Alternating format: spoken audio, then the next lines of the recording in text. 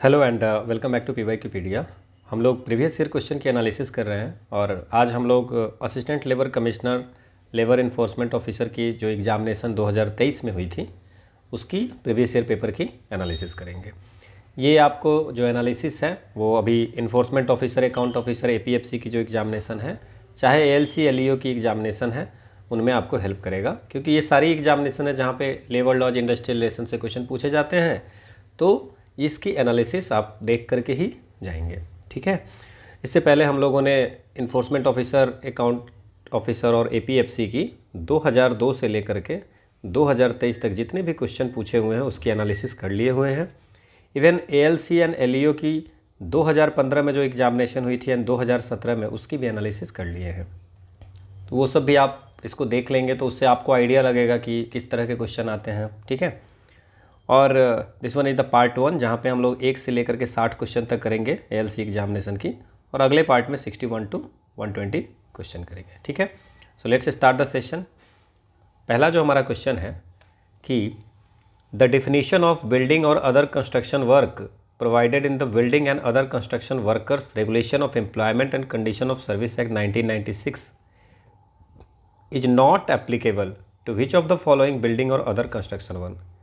कह रहा है कि एक building and other construction workers के लिए उनकी जो एम्प्लॉयमेंट का कंडीशन है, सर्विस की कंडीशन है, उसके लिए आपको 1996 में एक एक्ट लाई गई थी। और उस एक्ट में सेक्शन 2D में जाएंगे। मैं फिर से कह रहा हूँ, सेक्शन इज़ नॉट इम्पोर्टेंट, मैं इसलिए बता देता हूँ कि अगर आप इस एक्ट में जाएंगे तो आप इसको देख पाएंगे। सेक्शन 2D में बिल्डिंग और अदर कंस्ट्रक्शन, इस एक्ट में कौन से बिल्डिंग और अदर कंस्ट्रक्शन वर्क को डिफाइन किया गया है वो है, ठीक है ना। तो उसमें लिखा हुआ है कि बिल्डिंग और अदर कंस्ट्रक्शन वर्क में हर वो कंस्ट्रक्शन रिलेटेड एक्टिविटीज़ होगी, चाहे वो किसी बिल्डिंग का निर्माण हो, उसमें कुछ चेंजिंग करना हो, उसको रिपेयर करना हो, है ना, उसके जो वर्कर होंगे, या मेंटेनेंस वाला हो गया, है ना, या डिमोलिश करना होगा, तो ये सारे वर्कर इसमें जो है सो आएंगे। इनके जो वर्कर होंगे वो सब इस एक्ट से बाउंड होंगे, ठीक है ना, उन पे ये एक्ट लागू होगा। इसके बाद इसमें चाहे घर बनाना हो, रोड बनाना हो, रेलवे हो, एयरपोर्ट हो, डैम हो, कैनाल हो, ब्रिज हो, पावर प्लांट्स हो, टावर हो, वाटर सप्लाई सिस्टम हो, तो टेलीकम्युनिकेशन इंस्टॉलेशन है, ऑयल एंड गैस फैसिलिटीज़ है, तो ये सब फ्लड सिस्टम है। ये सब जहाँ भी इन सब जगह पे अगर कंस्ट्रक्शन वर्क हो रहा है, ठीक है ना, उसका रिपेयर हो रहा है, मेंटेन हो रहा है या डिमोलिश हो रहा है, तो वो सब जगह पे ये एप्लीकेबल होगा। लेकिन उस एक्ट में एक चीज़ लिखी हुई है कि ये जहाँ पे फैक्ट्री या माइन में जो वर्क होते हैं उसमें कवर नहीं होगा। जैसे फैक्ट्रीज में जो वर्कर होते हैं उसके लिए फैक्ट्रीज एक्ट 1948 बना हुआ है ना, और माइन के लिए, माइन में जो वर्कर हैं उसके लिए माइंस एक्ट 1952 बना हुआ है। तो ये दोनों के लिए इन यहाँ पे जो वर्कर काम करते हैं इनके लिए पहले से एक्ट बना है। तो ये बिल्डिंग और अदर कंस्ट्रक्शन वर्कर एक्ट जो 1996 है वो इन दोनों जगह पे एप्लीकेबल नहीं होगा। यही आपसे पूछा है, सो आंसर क्या हो जाएगा, कहाँ पे एप्लीकेबल नहीं है, 3 और 4, ठीक है। अगला है कि under the provision of building and other construction workers regulation of employment and condition of service act 1996 every employer shall constitute safety committee in every establishment where, कितने वर्कर काम करते होंगे कम से कम कंस्ट्रक्शन वर्कर, तो आपको बनानी पड़ेगी एक क्या करें, सेफ्टी कमेटी। तो अगर सेक्शन 38 में जाइएगा आप, है ना, building and other construction worker act में, तो वहाँ पे लिखा हुआ है हर वो इस्टेब्लिशमेंट जहाँ पे 500 या उससे अधिक वर्कर, अगर कंस्ट्रक्शन वर्कर एम्प्लॉयड होगा, तो वहाँ पे बनानी पड़ेगी एक सेफ्टी कमेटी, और वहाँ पे रिप्रेजेंटेटिव जो है एम्प्लॉयर की तरफ से रहेंगे और बिल्डिंग वर्कर के तरफ से भी रहेंगे, ठीक है ना। तो ये आपको 500 या उससे अधिक, so 500 or more building workers are ordinarily employed, ठीक है। कुछ लोग का ये कहना है कि सॉल्यूशन पे वेट करें, है ना, सॉल्यूशन को पे थोड़ा सा टाइम देने के लिए, that I will provide you the PDF, तो वहाँ पे आप देख लोगे, है ना, आप रनिंग नोट इसके साथ साथ बनाते रहो। अगला हमारा क्वेश्चन है फिर से उसी एक्ट पे है। A building worker registered as a beneficiary under the building and other construction workers act 1996 shall contribute to the building and other construction worker welfare fund until that एक बनाई जाती है building and other construction worker welfare fund, मतलब कि जो construction worker, building के construction worker या other construction worker के लिए एक बनाई जाती है वेलफेयर फंड, ठीक है।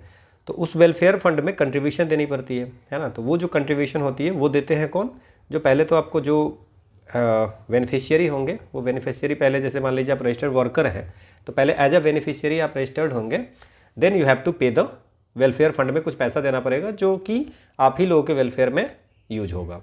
तो ये कितने साल तक पे कर सकते हैं, तो जब तक उनकी एज, पहले तो बेनिफिशियरी रजिस्टर्ड होना चाहिए और 60 वर्ष तक एज होगा। अगर आप सेक्शन 16 में जाइएगा इस एक्ट के तो वहाँ पे लिखा हुआ है कि अगर बेनिफिशियरी है वो, है ना, तो वो 60 वर्ष तक कंट्रीब्यूशन कर सकता है।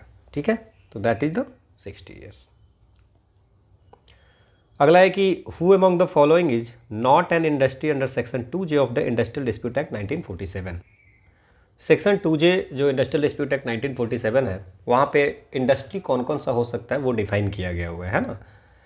अब उसमें क्या है कि ONGC भी, जहाँ पे ट्रेड हो रही है, बिजनेस हो रहे हैं, तो वो सब इंडस्ट्री में आता है। University of Delhi, Doordarshan physical research laboratory, तो दूरदर्शन यहाँ पे भी वर्क होती है, जहाँ पे भी कोई सर्विस दे रहे हैं, चाहे टेलीकम्युनिकेशन सर्विस हो, किसी भी तरह की सर्विस, है ना, तो वो सब जगह पे जो है सो सबको इंडस्ट्री में हम लोग काउंट करेंगे। It is written in the section 2J। Even physics research laboratory.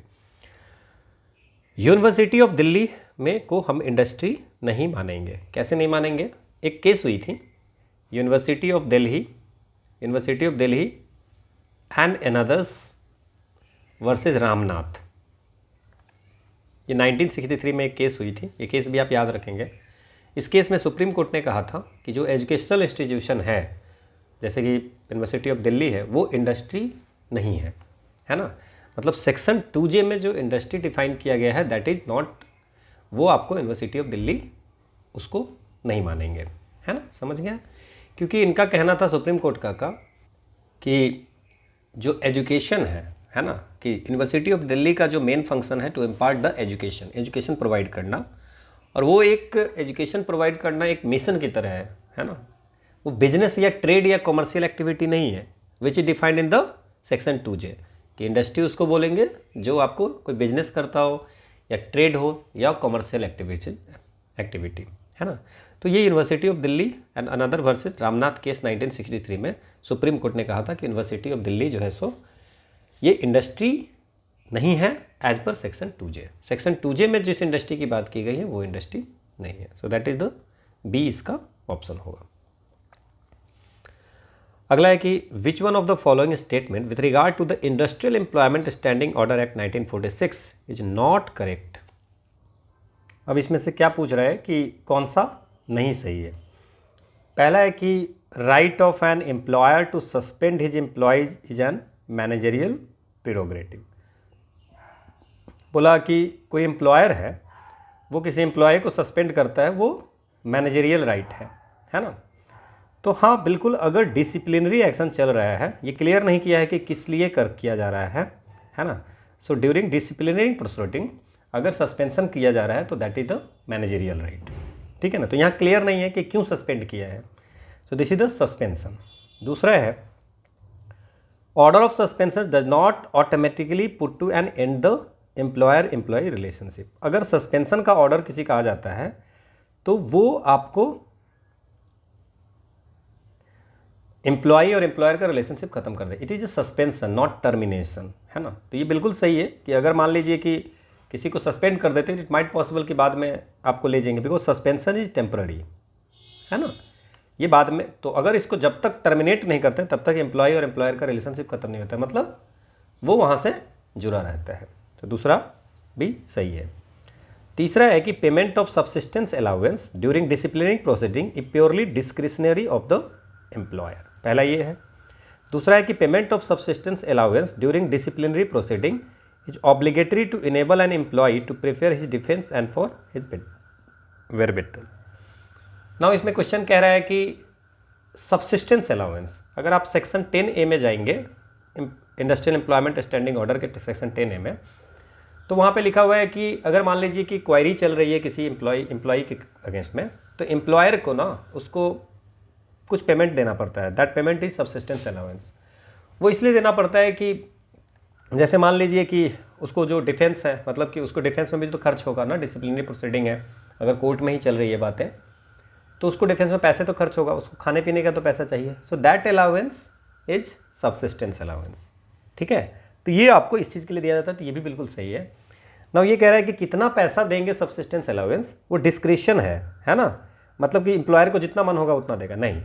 Section 10A में ये इंडस्ट्रियल एम्प्लॉयमेंट स्टैंडिंग ऑर्डर के लिखा हुआ है कि आपको पहले 90 डेज तक, फर्स्ट 90 डेज अगर डिसिप्लिनरी प्रोसेस चल रहा है तो फर्स्ट 90 डेज तक 50% ऑफ द वेजेज, जो वेज मिल रहा था है ना सस्पेंशन से पहले, उससे 50% उसका जो है सो आपको 10,000 सैलरी मिल रही थी अगर, तो 5,000 सैलरी उसको देनी है ड्यूरिंग द सस्पेंशन। और अगर 90 दिन से ज़्यादा हो जाता है तो उसको 75% आपको ऑफ वेजेज देना पड़ेगा। क्लियर, समझ में आ गया, जब तक कि कोई कंडक्ट उसका साबित नहीं हो जाता है। क्लियर, तो ये चीज़ दिखन है तो ये डिस्क्रिशनल नहीं है, it is written in act and employer have to follow this act. Clear, तो सी इसका आंसर हो जाएगा, सी इज नॉट करेक्ट। अगला है कि section 11A was inserted in the industrial dispute act 1947। Industrial dispute act 1947 में एक सेक्शन डाला गया था, सेक्शन 11A। तो जैसे मान लीजिए कि कहीं पे भी हम कुछ रेटिफाई करते हैं, साइन करते हैं, है ना, किसी कन्वेंशन में, तो वो आपको उसको हम लोग को भी इंडिया में लाना पड़ता है कि अगर हम कहीं पे बोल रहे हैं कि वी हैव टू, हम लोग इसको फॉलो करेंगे, आपके कन्वेंशन को रेटिफाई करते हैं, साइन करते हैं, तो उस समय उसको हम लोगों को फॉलो करने के लिए यहाँ पे रूल्स रेगुलेशन उस तरह से बनानी पड़ती है ना। तो होती है इंटरनेशनल लेबर ऑर्गेनाइजेशन की रिकमेंडेशन नंबर 80 में क्या है पहले ये जानिए, 111 में क्या है, 119 में क्या है और 128 में क्या है। तो 80 नंबर है, ये 1944 में आया था, ठीक है। 111 जो है ये 1958 में आया था, ये 1963 में आया था और ये 1967 में आया था, ठीक है। रिकमेंडेशन में क्या आया था वो बता देते हैं। इसमें था कि 80 में था कि labour inspection is not industrial job, है ना, तो लेबर इंस्पेक्शन जो है वो इंडस्ट्रियल जॉब नहीं है, ठीक है। 1958 में जो रिकमेंडेशन नंबर 111 आया था उसमें क्या था कि एम्प्लॉयमेंट के केस में आपको डिस्क्रिमिनेशन नहीं करना है, no discrimination in case of employment, किसी को डिस्क्रिमिनेट नहीं करना है, ठीक है। 119 में आया था कि अगर किसी का एम्प्लॉयमेंट टर्मिनेट हो जाता है, किसी पर्सन को हटा दिया जाता है पूरी तरह से, और वो अगर अनफेयर हो, मतलब कि जैसे मान लीजिए एम्प्लॉयर ने किसी एम्प्लॉय को हटा दिया but that is the unfair, so unfair dismissal होगा, तो उसको फिर से रीइंस्टेटमेंट की राइट मिलती है। रीइंस्टेटमेंट मतलब कि फिर से वहाँ पे उसको बहाल कर देना, सो रीइंस्टेटमेंट की राइट मिलती है, ठीक है। So that is the protection from unfair dismissal. अब इसको लागू करने के लिए हमारे इंडस्ट्रियल डिस्प्यूट एक्ट के सेक्शन 11A में लिखा गया कि लेबर कोड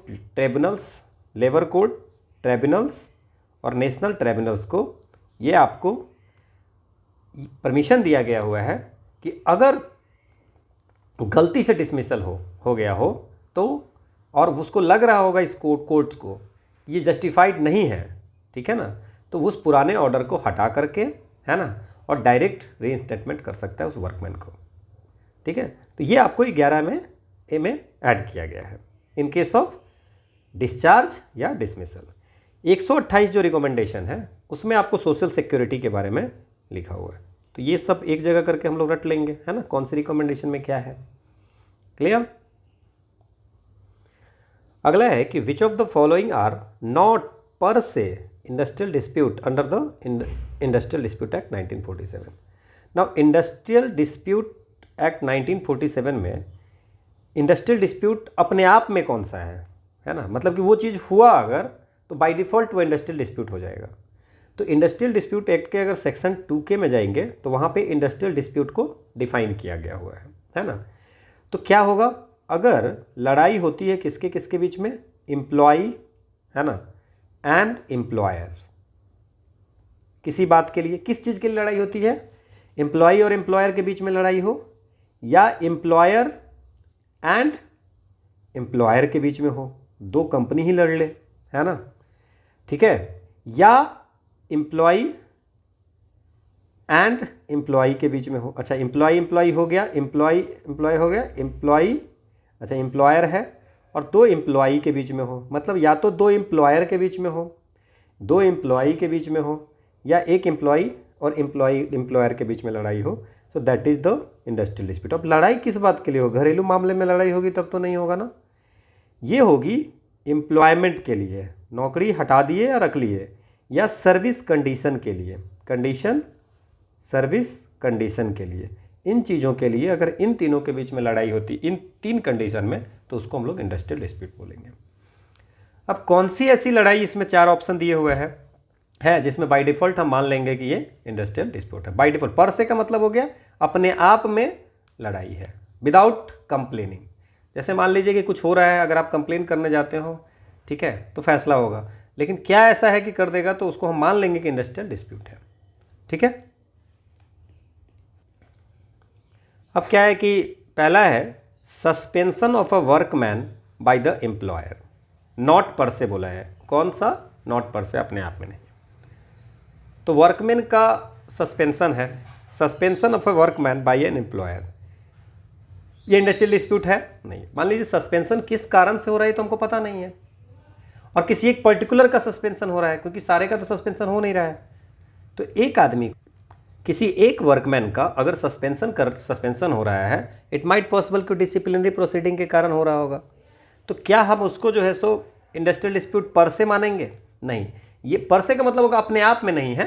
अगर जा करके इसको हम कंप्लेन करेंगे, है ना, कि हमारा गलत हुआ है, so that may be the industrial dispute, but अपने आप में इंडस्ट्रियल डिस्प्यूट ये नहीं है। इसमें अगर कंप्लेन करने जाएंगे तब होगा। तो नॉट पर से ये है। दूसरा है withholding of increment of a workman by the management as a punishment.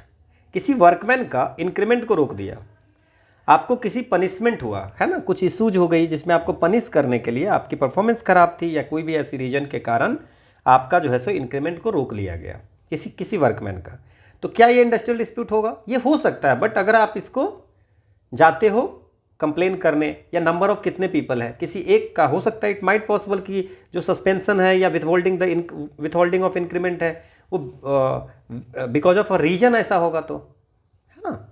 तो withholding of increment of a workman by the management as a punishment, this is not percent, this may be industrial dispute but not per se, अपने आप में industrial dispute नहीं है। Clear. तीसरा है retrenchment of an individual workman. Retrenchment अगर किसी individual workman का हो रहा है तो इसके बारे में पूछ रहा है। नाउ रिट्रेंचमेंट, अगर हम सेक्शन 2A में जाएंगे, ठीक है, सेक्शन 2A में, तो आप उसमें लिखा हुआ है कि कोई एम्प्लॉयर अगर किसी वर्कमैन का सर्विस, किसी इंडिविजुअल वर्कमैन का सर्विस को टर्मिनेट कर देता है, उसको डिसमिस कर देता है या रिट्रेंच कर देता है या टर्मिनेट कर देता है, ठीक है ना, तो उसको हम लोग इंडस्ट्रियल डिस्प्यूट में मानेंगे। समझ में आया? ये आपको it is written in act, इसको पर से मानेंगे।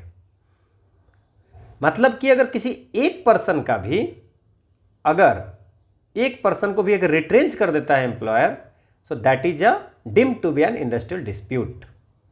चाहे ऐसा हो जाए कि बाकी पर्सन को नहीं किया, सिर्फ एक ही पर्सन को हटाया है, बट वो इंडस्ट्रियल डिस्प्यूट में बाय डिफॉल्ट माना जाएगा। इसमें कोई कंप्लेन करने की जरूरत नहीं है, that is the industrial dispute, और बाय डिफॉल्ट आपको जो है सो वो इंडस्ट्रियल डिस्प्यूट में हो जाता है। सो ये थर्ड सिर्फ ऐसा है जिसमें कि पर से का मतलब समझ गए, अपने आप में ये आपको इंडस्ट्रियल डिस्प्यूट है। जैसे बोलते हैं ना कि हमको इस पे ये करना, इसको बाय डिफॉल्ट में एक जो है सो युद्ध है ना, वॉर हो जाता है ना, तो that is the thing. Now तो ये तीसरा तो होगा नहीं, तो दो ऑप्शन तो ऐसे ही चला गया। Now termination of the service of a junior doctor in a government hospital. Junior doctor जो गवर्नमेंट हॉस्पिटल में है, ठीक है ना, वो वर्कमैन कंसीडर्ड ही नहीं होता है, so that is not considered the workman, है ना। इंडस्ट्रियल डिस्प्यूट एक्ट में जो डिफिनेशन है वर्कमैन का, है ना, तो वो वर्कमैन उसमें जूनियर डॉक्टर जो गवर्नमेंट में है, that is in the civil services, not a workman, ठीक है, ये सुप्रीम कोर्ट का आदेश है। तो उसकी जो टर्मिनेशन होगी, ठीक है ना, that is not an industrial dispute, इस एक्ट के तहत इंडस्ट्रियल डिस्प्यूट नहीं होगा, ठीक है। तो अब ये क्या है कि चारों में ये 3 1 2 एंड 4 जो है सो इंडस्ट्रियल डिस्प्यूट नहीं होगा। क्लियर। अगला है कि which of the following do not fall with in the scope of power of the labour court industrial tribunal under section 11A of the industrial dispute act 1947। Section 11A की थोड़ी देर पहले हम बात किए थे, है ना। सेक्शन 11A के हम लोगों ने बात किया था कि ILO की जो रिकमेंडेशन नंबर कितनी थी 119, उसमें बात की गई थी कि अगर किसी एम्प्लॉय की अगर टर्मिनेट हो जाता है और वो टर्मिनेशन जो है सो अगर अनफेयर है तो उसको रीइंस्टेटमेंट की पावर देते थे। किसको पावर दिए थे? लेबर कोर्ट को और ट्रिब्यूनल को या नेशनल ट्रिब्यूनल को, ठीक है ना। अगर लेकिन किस केस में, तो हमने वहाँ बात किया था डिस्चार्ज और डिसमिसल के केस में। रैंक को रिड्यूस कर दिया, सस्पेंशन कर दिया, उसमें पावर नहीं दिया हुआ है, ये पूरी तरह से हटाने के लिए, ठीक है ना। तो डिस्चार्ज या डिसमिसल। सो आंसर क्या हो जाएगा? Okay, so not fall with in, तो 3 और 4 हो जाएगा, ठीक है ना। सिर्फ डिस्चार्ज या डिसमिसल के केस में अगर हटा देंगे तब, तो ये हम लोग बात किए थे, देख रहे हो, डिस्चार्ज और डिसमिसल ऑफ वर्कमैन। इस केस में पावर दिया गया है labour court, tribunal, national tribunal को किसके? रिलीफ देने का, मतलब रीइंस्टेटमेंट का, अगर अनफेयर है तो। अगला हमारा क्वेश्चन है कि which one of the following legal proposition was not led by the supreme court in state of Bombay versus KP Krishnan case हुई थी, है ना। तो state of Bombay versus KP Krishnan case 1960 में हुआ था, है ना। तो उसमें से कौन सी प्रोविज़न जो है सो नहीं दी गई थी? तो समझिए, जब state of Bombay versus supreme court की जो केस हुई थी, KP कृष्णन की केस 1960 में हुई थी, तो वहाँ पे सुप्रीम कोर्ट ने कहा था कि गवर्नमेंट का जो पावर है सेक्शन 10(1) में वो एडमिनिस्ट्रेटिव है, नॉट अ जुडिशियल। तो बिल्कुल ये सही बात है, this is the administrative. Second है power of government under section 10(1) is wide and absolute. Absolute power तो कभी हो ही नहीं सकती है, ऑलवेज इट इज जो जुडिशियल रिव्यू तो हो ही सकती है। तो यहाँ एब्सोल्यूट है, तो वैसे भी कभी भी कोर्ट जो है किसी को एब्सोल्यूट पावर नहीं दे सकती है, ठीक है। तो ये लाइन ही गलत है। तो अगर आपको 10(1) के बारे में कुछ नहीं भी पता है, फिर भी आप लिख सकते थे कि भाई एब्सोल्यूट पावर तो गवर्नमेंट को दी ही नहीं जा सकती है, जुडिशियल रिव्यू तो हो ही सकती है। सुप्रीम कोर्ट ने कहा था कि एज पर 10(1) इनकी पावर वाइड जरूर है, बहुत बड़ा है, बट नॉट एब्सोल्यूट, है ना। और उसको एक्सरसाइज करना है विथ द रिलेवेंट कंसिडरेशन, सब कुछ देख करके तब करना है, there is no discretion. Now second provision जो 10(1) का है, gives no discretion to the government in the matter of making reference to the labour court and industrial tribunal. Second provision जो सेक्शन 10(1) का है of the industrial dispute act, ठीक है ना, वो कुछ रेस्ट्रिक्शन डाला है, तो नो डिस्क्रिशन लिखा। डिस्क्रिशन जो है सो गवर्नमेंट का डिस्क्रिशन है, ऐसा नहीं है बिल्कुल। इसमें लिखा, तो इन्होंने कहा था कि भैया अगर मान लीजिए कि आपको देयर इज सम रेस्ट्रिक्शन, आप डिस्क्रिशन नहीं कर, मतलब जो मन होगा वो नहीं कर सकते हो, तो ये सही है। चौथा है कि section 12(5) gives power to the appropriate government to make reference of an industrial dispute independent of section 10(1) to the. Section 12(5) जो है वो कहता है कि आपको क्या कहता है सेक्शन 12(5) कि गवर्नमेंट जो है सो किसी भी इंडस्ट्रियल डिस्प्यूट को आपको लेके जा सकता है लेबर कोर्ट और इंडस्ट्रियल ट्रिब्यूनल का इंडिपेंडेंटली। तो ये भी बिल्कुल सही है ना। तो तीनों का सही है, गलत आपका बी है। नाउ 10(1) में है कि 10(1) जो 10 सेक्शन जो है वो यही कहता है कि गवर्नमेंट के पास में अप्रोप्रिएट गवर्नमेंट को पावर है कि कोई भी अगर उसको लग रहा है कि इंडस्ट्रियल डिस्प्यूट जो है सो बहुत ज़्यादा आपको ये यूजफुल है और इसको बाकी और इंडस्ट्री में भी ऐसा हो सकता है, तो वो क्या करता है, उसको किसी सेटलमेंट बोर्ड के पास भेज सकता है ना, या कोर्ट ऑफ इंक्वायरी में भेज सकता है, या लेबर कोर्ट में भेज सकता है ना, एडजुडिकेशन के लिए। तो ये चीज़ें 10(1) में लिखा हुआ है, but that power of sending that dispute to the board और कहीं पे, so that is the administrative in nature, और इसका वाइड है बट नॉट एब्सोल्यूट, डिस्क्रिशन भी इसकी नहीं है। तो ये सारी चीज़ें आपको याद रखना है, ठीक है। अगला है life insurance corporation of India versus DJ Bahadur case जो है सो 1980 में हुई थी, और उस केस में supreme court held that once notice of termination of settlement has been given under section 19 of the industrial dispute act and period of 2 months has expired, the parties to settlement shall. कह रहा है कि section 19 में है कि settlement या award जो होती है, अवार्ड मतलब फैसला जो मिला है, वो उसका कितना दिन तक ऑपरेशन मतलब चलता है, ठीक है, कब से शुरू होता है। तो सेटलमेंट कब होगा, जब मान लीजिए कि दोनों पार्टी उस बात पे एग्री हो जाएगा, ठीक है। तो एग्री हो जाएगा, अगर मान लीजिए तो उस दिन से सेटलमेंट आपको शुरू हो गया, जैसे मान लीजिए दोनों में लड़ाई हुई, सेटलमेंट हो गई, तो जिस दिन वो दोनों एग्री हो जाएंगे उस दिन से वो फॉलो हो जाएगा। मान लीजिए कि दोनों एग्री नहीं होते हैं, ठीक है ना, तो मेमोरेंडम ऑफ सेटलमेंट जिस दिन साइन होगा उस दिन उस सेटलमेंट खत्म हो जाएगा, ठीक है ना। अगर लाइफ इंश्योरेंस कॉर्पोरेशन इंडिया में, तो ये सेक्शन 19 में लिखा हुआ है, ठीक है ना। अब life insurance corporation of India versus DJ Bahadur case जो 1980 हुई थी, उसमें सुप्रीम कोर्ट ने कहा था कि once a notice of termination of settlement is given under section 19 of the industrial dispute act और 2 महीना एक्सपायर कर गया, 2 मंथ एक्सपायर कर गया, ठीक है ना, तो क्या होगा, 2 मंथ एक्सपायर कर गया तो भी जो पार्टीज दोनों होंगी जिसके बीच में डिस्प्यूट होगा वो उस सेटलमेंट से आपको बाउंड होगा जब तक कि कोई नया सेटलमेंट ना आ जाए, नया कोई एग्रीमेंट ना हो जाए या नई कोई अवार्ड ना आ जाए। समझ में आया, ठीक है ना। ये चीजें आपको ध्यान रखना है।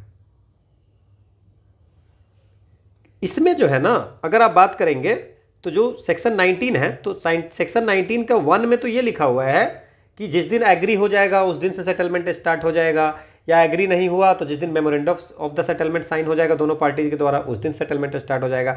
अगर मान लीजिए, और वो जो सेटलमेंट होगा वो कितने दिन तक बाइंडिंग होगा, जैसे 2 लोगों के बीच में सेटलमेंट हुआ तो कितने दिन तक होगा, तो या तो एक पीरियड उसमें मेंशन होगा कि इतने दिन तक बाइंडिंग होगा। अगर ऐसा कोई पीरियड नहीं है, मतलब उन लोगों ने कोई ऐसा फिक्स पीरियड नहीं किया कि इतने दिन तक ये सेटलमेंट मान्य होगा, तो 6 महीना, जिस दिन सेटलमेंट साइन हुआ है उसके 6 मंथ तक होगा, ठीक है ना। और जब 6 महीना बीत जाएगा, ठीक है ना, ठीक है, तो अगर मान लीजिए कि सेटलमेंट खत्म हो गया उसके 2 महीना तक, जैसे मान लीजिए 6 महीना का आपने 6 महीना तक, अगर आपने, ये तब होता है जैसे सेटलमेंट आपने किया 2 लोगों के बीच में, और सेटलमेंट करने के बाद आपने क्या किया कि कोई पीरियड नहीं लिखा कि कितने दिन तक ये चलेगा हमारा सेटलमेंट, तो उस केस में 6 महीना तो आपको मिल जाएगा, जिस दिन साइन किया उस दिन 6 महीना तक, ठीक है ना। और जब वो 6 महीना बीत जाएगा उसके बाद भी 2 महीना तक आपको जो है सो चलेगा, 6 महीने के बाद भी 2 महीना, वो 2 महीना बीतने के बाद वो सेटलमेंट खत्म हो जाएगा। तो life insurance corporation of India में सुप्रीम कोर्ट ने यही कहा था कि नहीं, अगर 2 महीना एक्सपायर भी कर गया तो वही सेटलमेंट चलेगा जब तक कि नया सेटलमेंट नहीं आ जाता है, ठीक है। मतलब अगर आप टाइम पीरियड नहीं भी लिखे हो तो वो सेटलमेंट तब तक चलेगा जब तक कि कोई नया सेटलमेंट या नया अवार्ड ना आ जाए। क्लियर। अब देखिए क्या आंसर होगा इसका, not to be bind by terms of set settlement after the expiry of 2 months after notice even if, ठीक है, continues to be bound by the set settlement until it is replace by a new settlement और reward. ये बोला not bound होगा 2 महीने के बाद, है ना। क्लियर। अगला है a strike is in a non public utility service. एक है पब्लिक यूटिलिटी सर्विस और एक बाकी हो गया जिसको हम लोग नॉन पब्लिक यूटिलिटी सर्विस कहते हैं। सेक्शन 22 में पब्लिक यूटिलिटी सर्विस में स्ट्राइक का कैसे क्या रूल्स है, और सेक्शन 23 में जाएंगे तो नॉर्मल के लिए है, so that is non public utility service. तो इलीगल नहीं होगा under the industrial dispute act if it is declared or commence during the pendency of. वहाँ पे लिखा हुआ है कि जो भी वर्कमैन होगा जो नॉन पब्लिक यूटिलिटी सर्विस में वर्क कर रहा होगा, वो अगर स्ट्राइक पे जाएगा, है ना, ठीक है ना, तो उस केस में क्या होगा, वो नहीं, मतलब कि स्ट्राइक पे नहीं जा सकता है किस किस कंडीशन में। अगर constellation proceeding before conciliation officer के पास में रहेगा, प्रोसीडिंग अगर लोअर कोर्ट में कोई सुनवाई चल रही है, आपका जो डिस्प्यूट है, जैसे मान लीजिए आपने किसी सर्विस कंडीशन को ठीक करने के लिए लेबर कोर्ट में केस कर दिया ना, अब उसी कारण से आप स्ट्राइक करना चाहते हैं, तो वो जो है सो आपको इलीगल हो जाएगा, ठीक है, सो इलीगल स्ट्राइक हो जाएगा। तो ये तो बिल्कुल सही है। Arbitration proceeding before an arbitrator where notification or sub section 3 of the section 10A has been issued by the appropriate government. अगर आर्बिट्रेशन प्रोसेस चल रहा है, उसमें किसी आर्बिट्रेटर के पास में आर्बिट्रेशन प्रोसेस के लिए गया हुआ है कि भैया इस पर्टिकुलर चीज़ के लिए ये जो गवर्नमेंट ने भेज दिया कि भाई आर्बिट्रेशन होना चाहिए, मतलब आर्बिट्रेटर के पास भेज दिया कि दोनों फैसले से बात करके आप फैसला लीजिए, दोनों पक्ष से बात करके, और उस बीच में आप उसी मुद्दे के लिए चले गए। तो आप लोगों ने पढ़ा होगा कि कोई भी चीज़ें कोर्ट में है तो उसके लिए आप कोई भी हड़ताल या स्ट्राइक नहीं कर सकते हैं। This is the thing written here. Conciliation proceeding before a board, board के पास कॉन्सलेशन प्रोसीडिंग के लिए भेजा गया, ठीक है ना। तो सेक्शन 23 का ए में बोलता है कि अगर आपको पेंडेंसी है, ड्यूरिंग द पेंडेंसी ऑफ, मतलब केस जो है सो फैसला नहीं हुआ है, हम जिस चीज़ के लिए लड़ाई करने जा रहे हैं वो आपको कॉन्सलेशन बोर्ड के पास में है या आर्बिट्रेटर के पास में है या लेबर कोर्ट के पास में है, तो स्ट्राइक अगर आप कर रहे हो दैट इज द इलीगल। समझ में आ गया? क्लियर? तो नॉट इलीगल कौन सा होगा? So that is this one, because ये लाइन ही गलत है। Conciliation proceeding before conciliation officer नहीं, it's a board, conciliation board. तो ये वाला पीसीडी के केस में ये आपको इलीगल होगा, इस केस में नहीं होगा। ठीक है, क्लियर? समझ में आ गया? अगला है under section 17B of the Industrial Dispute Act 1947, during the pendency of proceeding relating to dismissal, discharge or retrenchment before a constitutional court, the employer not liable to pay full wages to a workman if award directing reinstatement of workman is passed by। अब क्या हुआ कि section 17B में क्या लिखा हुआ है, मैं आपको आसान शब्दों में बताता हूँ। मान लीजिए कोई लेबर कोर्ट है या इंडस्ट्रियल ट्रिब्यूनल या नेशनल ट्रिब्यूनल ने आपको जो है सो किसी एम्प्लॉयर, कहानी समझिए, किसी एम्प्लॉई का हो गया है डिसमिसल। क्या हुआ है? डिसमिसल। और डिसमिसल या डिस्चार्ज करने के बाद ये जो है सो केस करते हैं लेबर कोर्ट में या इंडस्ट्रियल ट्रिब्यूनल में, नेशनल ट्रिब्यूनल में। अब ये कहते हैं, इनको ऐसा लगता है कि जो डिसमिसल है वो अनफेयर है, वो नहीं होना चाहिए था। तो ये क्या करते हैं, एम्प्लॉयर को कहते हैं भैया इस वर्कमैन को आपको रीइंस्टेटमेंट करना पड़ेगा। मतलब क्या, इनको फिर से ज्वाइन कराना पड़ेगा। ठीक है, अब एम्प्लॉयर को लगता है नहीं नहीं ये तो हमारा डिसमिसल सही है, तो ये जाते हैं कॉन्स्टिट्यूशनल कोर्ट, का मतलब हो गया हाई कोर्ट में या सुप्रीम कोर्ट में। कॉन्स्टिट्यूशनल कोर्ट मतलब हाई कोर्ट या सुप्रीम कोर्ट में अगर ये जाते हैं तो क्या होता है, तो हाई कोर्ट या सुप्रीम कोर्ट में जाएंगे तो उस समय, अब भाई हाई कोर्ट या सुप्रीम कोर्ट में एम्प्लॉयर गया है, labour court, industrial tribunal, national tribunal का तो फैसला है कि रीइंस्टेट करने का, मतलब उसको फिर से आप बहाल करें, है ना। तो इस कंडीशन में उनको देना पड़ता है वेज, जितना आप देने रहते हैं उसका 100% फुल वेज जो है सो आपको देना पड़ता है, जब तक ये हाई कोर्ट या सुप्रीम कोर्ट में केस पेंडेंसी रहती है। क्लियर? समझ में आया? सो labour court, industrial tribunal, national tribunal, ये जो पूछा है सिविल कोर्ट का नहीं होगा।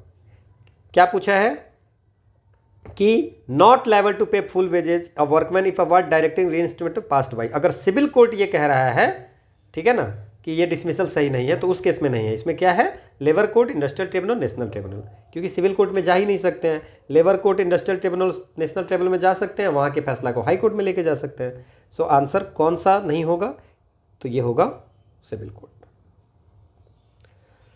अगला फिर से है कि इंडस्ट्रियल डिस्प्यूट एक्ट 1947 के तहत प्रोटेक्टेड वर्कमैन किसको बोलते हैं, ठीक है ना। तो अगर आप इसमें देखेंगे तो इट इज़ रिटेन दैट कि किसी भी इस्टेब्लिशमेंट में प्रोटेक्टेड वर्कमैन वैसा वर्कमैन होता है ना, जो कोई एग्जीक्यूटिव या अदर ऑफिस बेयरर होगा किसी ट्रेड यूनियन का, है ना, which is connected with the establishment. So member of the executive or office bearer of a registered trade union connected with the establishment who is recognized as protected workman by the employer। कहने का अर्थ है protected workman को फायदा मिलता है ना कि उनको सबसे लास्ट में हटाया जाता है ना। तो हर ऑर्गेनाइजेशन में 1% प्रोटेक्टेड वर्कमैन होने चाहिए। कितने पर होने चाहिए? 1% प्रोटेक्टेड वर्कमैन होना चाहिए, और मिनिमम 5 होना चाहिए, मिनिमम 5 प्रोटेक्टेड वर्कमैन, और मैक्सिमम 100 प्रोटेक्टेड वर्कमैन होना चाहिए। ठीक है ना, क्योंकि इनको जो है ना, इनको जो है सो कि इतने लोगों को आप हटा नहीं सकते हो। तो इसमें कहा कि भैया जो ट्रेड यूनियन का ऑफिस बेयरर होगा, ट्रेड यूनियन का एग्जीक्यूटिव और ऑफिस बेयरर होगा, उसको आप जो है सो प्रोटेक्टेड वर्कमैन में बाय डिफॉल्ट आपको रखना पड़ेगा। समझ में आया? रजिस्टर्ड ट्रेड यूनियन का जो ऑफिस बेयरर होगा उसको प्रोटेक्ट, मतलब ऐसा नहीं कि उसको कभी भी निकाल सकते हो। प्रोटेक्टेड वर्कमैन को यही फायदा मिलता है कि जल्दी आपको निकाला नहीं जा सकता है। अब ट्रेड यूनियन का ऑफिस बेयरर कोई भी बनेगा, उसको आप निकाल दोगे, तो उसकी प्रोटेक्शन के लिए गवर्नमेंट ने कहा कि नहीं, जो किसी भी रजिस्टर्ड ट्रेड यूनियन का ऑफिस बेयरर होगा, मतलब उनके जो मेंबर्स में जो हेड होंगे, है ना, उनको जो है सो आप नहीं हटा सकते हैं। उसको आपको प्रोटेक्टेड वर्कमैन, मतलब उसको लास्ट में कभी अगर होगा तो उसको हटाया जा सकता है। क्लियर? तो this is the member of the executive office with trade union, a workman recognise as protected one by employer, a person employed in any industry recognise by, ठीक है ना। तो this is the most suitable answer and यही आपको लिखा भी हुआ है एक्ट में, ठीक है। 1% रखना है, 5 मिनिमम और 100 मैक्सिमम। अगला है, who among the following category of employees are not entitled to form trade unions and get the same registered under the trade union act 1926। इसमें यह कह रहा है कि किस, इसमें से 4 कैटेगरी दिया हुआ है और बोल रहा है कि कौन जो है, किस तरह के एम्प्लॉय जो होगा वो trade union as per the trade union act registered नहीं हो सकता है, ठीक है। तो इसमें लिखा हुआ है कि कौन कौन हो सकता है ना। उसमें नॉट इंक्लूडेड में भी लिखा हुआ है। नॉट इंक्लूड में क्या लिखा हुआ है कि अगर कोई, ठीक है, कोई वर्कमैन चाहे स्किल्ड हो, है ना, चाहे अनस्किल्ड हो, चाहे टेक्निकल हो, क्लर्कियल हो, सुपरवाइजरी वर्क हो, है ना, वहाँ पे ट्रेड यूनियन, इसमें थोड़ा सा कन्फ्यूजन ये है। क्या कन्फ्यूजन है? ट्रेड जो क्लर्कियल स्टाफ होगा डिस्ट्रिक्ट कोर्ट में, तो वो ट्रेड यूनियन बना सकता है, कोई दिक्कत नहीं है ना। दूसरा है कि पियोन्स हैं मिनिस्ट्री ऑफ सिविल एफिशिएंसी का, वो भी ट्रेड यूनियन बना सकता है। कौन सा ट्रेड यूनियन नहीं बना सकता है? नाउ 2 चीज़ें हैं इसमें। One is the teacher employed in government run school और एक है supervisory staff drawing salary of 35,000 per month in a ministry of railway. Supervisory staff है जो 35,000 पर मंथ सैलरी कर रहा है, वो ट्रेड यूनियन में पार्टिसिपेट कर सकते हैं कि नहीं कर सकते हैं, ठीक है। एक चीज़ मैं बताता हूँ कि ट्रेड यूनियन कौन नहीं बना सकता है। अगर आप बात करेंगे तो एक केस हुई थी, ए सुंदरलाल केस उसको बोलते हैं, सुंदरलाल केस है versus government of Goa Daman and Diu 1988, है ना। वहाँ पे सुप्रीम कोर्ट ने कहा था कि स्कूल टीचर किसी एजुकेशनल इंस्टीट्यूशन में वर्क करते हैं, ठीक है ना, वो वर्कमैन नहीं कहलाएंगे अंडर इंडस्ट्रियल डिस्प्यूट एक्ट, ठीक है। यहाँ पे समझ में आ गया? वर्कमैन, इंडस्ट्रियल डिस्प्यूट एक्ट में वर्कमैन को डिफाइन किया गया है सेक्शन 2S में।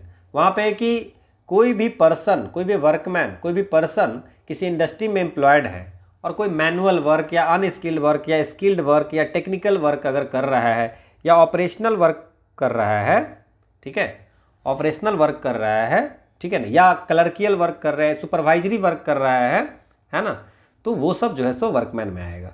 लेकिन वर्कमैन किसको नहीं बोलेंगे? उसमें है कि जो पुलिस सर्विस में होगा, है ना, जो एयरफोर्स एक्ट में, आर्मी एक्ट में, नेवी एक्ट में होगा, वो वर्कमैन नहीं कहलाएगा।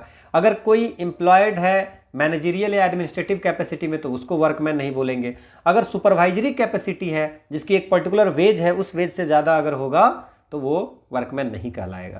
तो नाउ इसमें आपको teacher employed in government run school is called by, ये सुप्रीम कोर्ट ने बोला है, सुप्रीम कोर्ट ने बोला इसको वर्कमैन ही नहीं बोला है, क्योंकि इन्होंने कहा कि जो imparting education is a noble vocation, तो इसमें कोई मैनुअल, सुपरवाइजरी, टेक्निकल और क्लर्कियल वर्क नहीं आता है, which is defined under the industrial dispute act. Industrial dispute act में क्या बोला है कि वर्क कैसा होना चाहिए? मैनुअल, सुपरवाइजरी, टेक्निकल और क्लर्कियल वर्क, बट एजुकेशन नहीं है। So this should be the most probable answer, ठीक है।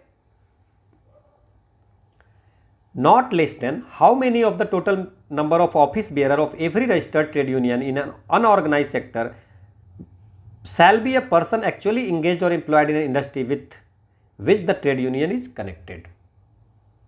सेक्शन 22 में आप अगर देखेंगे तो उसमें लिखा हुआ है कि कितना ऑफिस बेयरर हो सकता है जो इंडस्ट्री से कनेक्टेड हो। तो कह रहा है कि जितने जो ऑफिस बेयर किसी भी रजिस्टर्ड ट्रेड यूनियन का टोटल जो वर्कर होगा, ठीक है ना, उसमें हाफ वर्कर जो होगा, है ना, वो उसी वर्क से होगा जिसमें वो ट्रेड यूनियन रजिस्टर्ड होगा। ऑफिस बेयरर समझ गए? तो fewer members, fewer vice president, secretary of the trade union, ये सब होता है ना पोस्ट, है ना। तो कितने होगा उसी इंडस्ट्री से होना चाहिए। तो कोई भी ट्रेड यूनियन अगर बन रहा है तो कम से कम आधे मेंबर जो होंगे, टोटल मेंबर जो नंबर होंगे उसके 1/2 जो होगा है ना, ऑफिस बेयरर का, ठीक है, वो आपको actually employed in that industry जिससे ट्रेड यूनियन कनेक्टेड है। सो 1/2 इज द आंसर। सेक्शन 22 में आप जाइएगा तो देखिएगा। अगला क्वेश्चन है कि एक्स और वाई दो रजिस्टर्ड ट्रेड यूनियन है, workers in MB cotton mills x why have membership of 150, मतलब एक से ज़्यादा ट्रेड यूनियन हो ही सकता है किसी, तो 150, एक्स में 150 मेंबर है और एक वाई में 120 मेंबर है। बोथ द ट्रेड यूनियन, दोनों चाहता है कि हम दोनों अमलगेमेट मिल जाएं, मिल करके ट्रेड यूनियन एक्स वाई बना दें। अब एक्स में 110 मेंबर वोट करते हैं और वाई में 70 मेंबर करते हैं।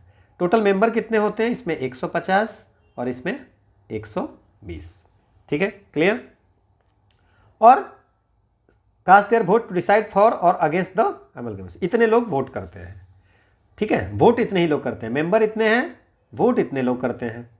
What is the minimum number of votes recorded that is required to decide in favour of amalgamation, अगर अमलगमेशन होगा तो कितना वोट देना पड़ेगा। ठीक है, टोटल जो मेंबर है ना, उसके 60%। ठीक है, जैसे मान लीजिए टोटल जो वोट पड़ता है, टोटल जो वोट पड़ता है, ठीक है ना, उसका 60%। सो वोट कितना है? 110 और 70, तो 180 लोग हैं। तो 180 का अगर 60% लोग वोट करेंगे, है ना, तो 108 लोग अगर वोट करेंगे किसी फेवर में तो वो अमलगमेट हो जाएगा। ठीक है, ये सेक्शन 24 में लिखा हुआ है कि how to amalgamate a trade union, कैसे मिलेगा। ठीक है, तो इसमें कैसे होगा? Half of the member of every trade union आपको कम से कम वोट करना चाहिए और कम से कम 60% वोट जो होगा वो फेवर में होना चाहिए। तो 150 का आधा है से ज़्यादा है, हाफ मेंबर कम से कम वोट करना चाहिए। इसमें तो 110 किया है तो ये भी सही है। 120 मेंबर है, यहाँ पे 70 मेंबर ने वोट किया है तो आधे से ज़्यादा वोट किया है, और टोटल जो है सो 60% वोट होनी चाहिए फेवर में, तो वो भी सही है। So this is the amalgamation. Clear.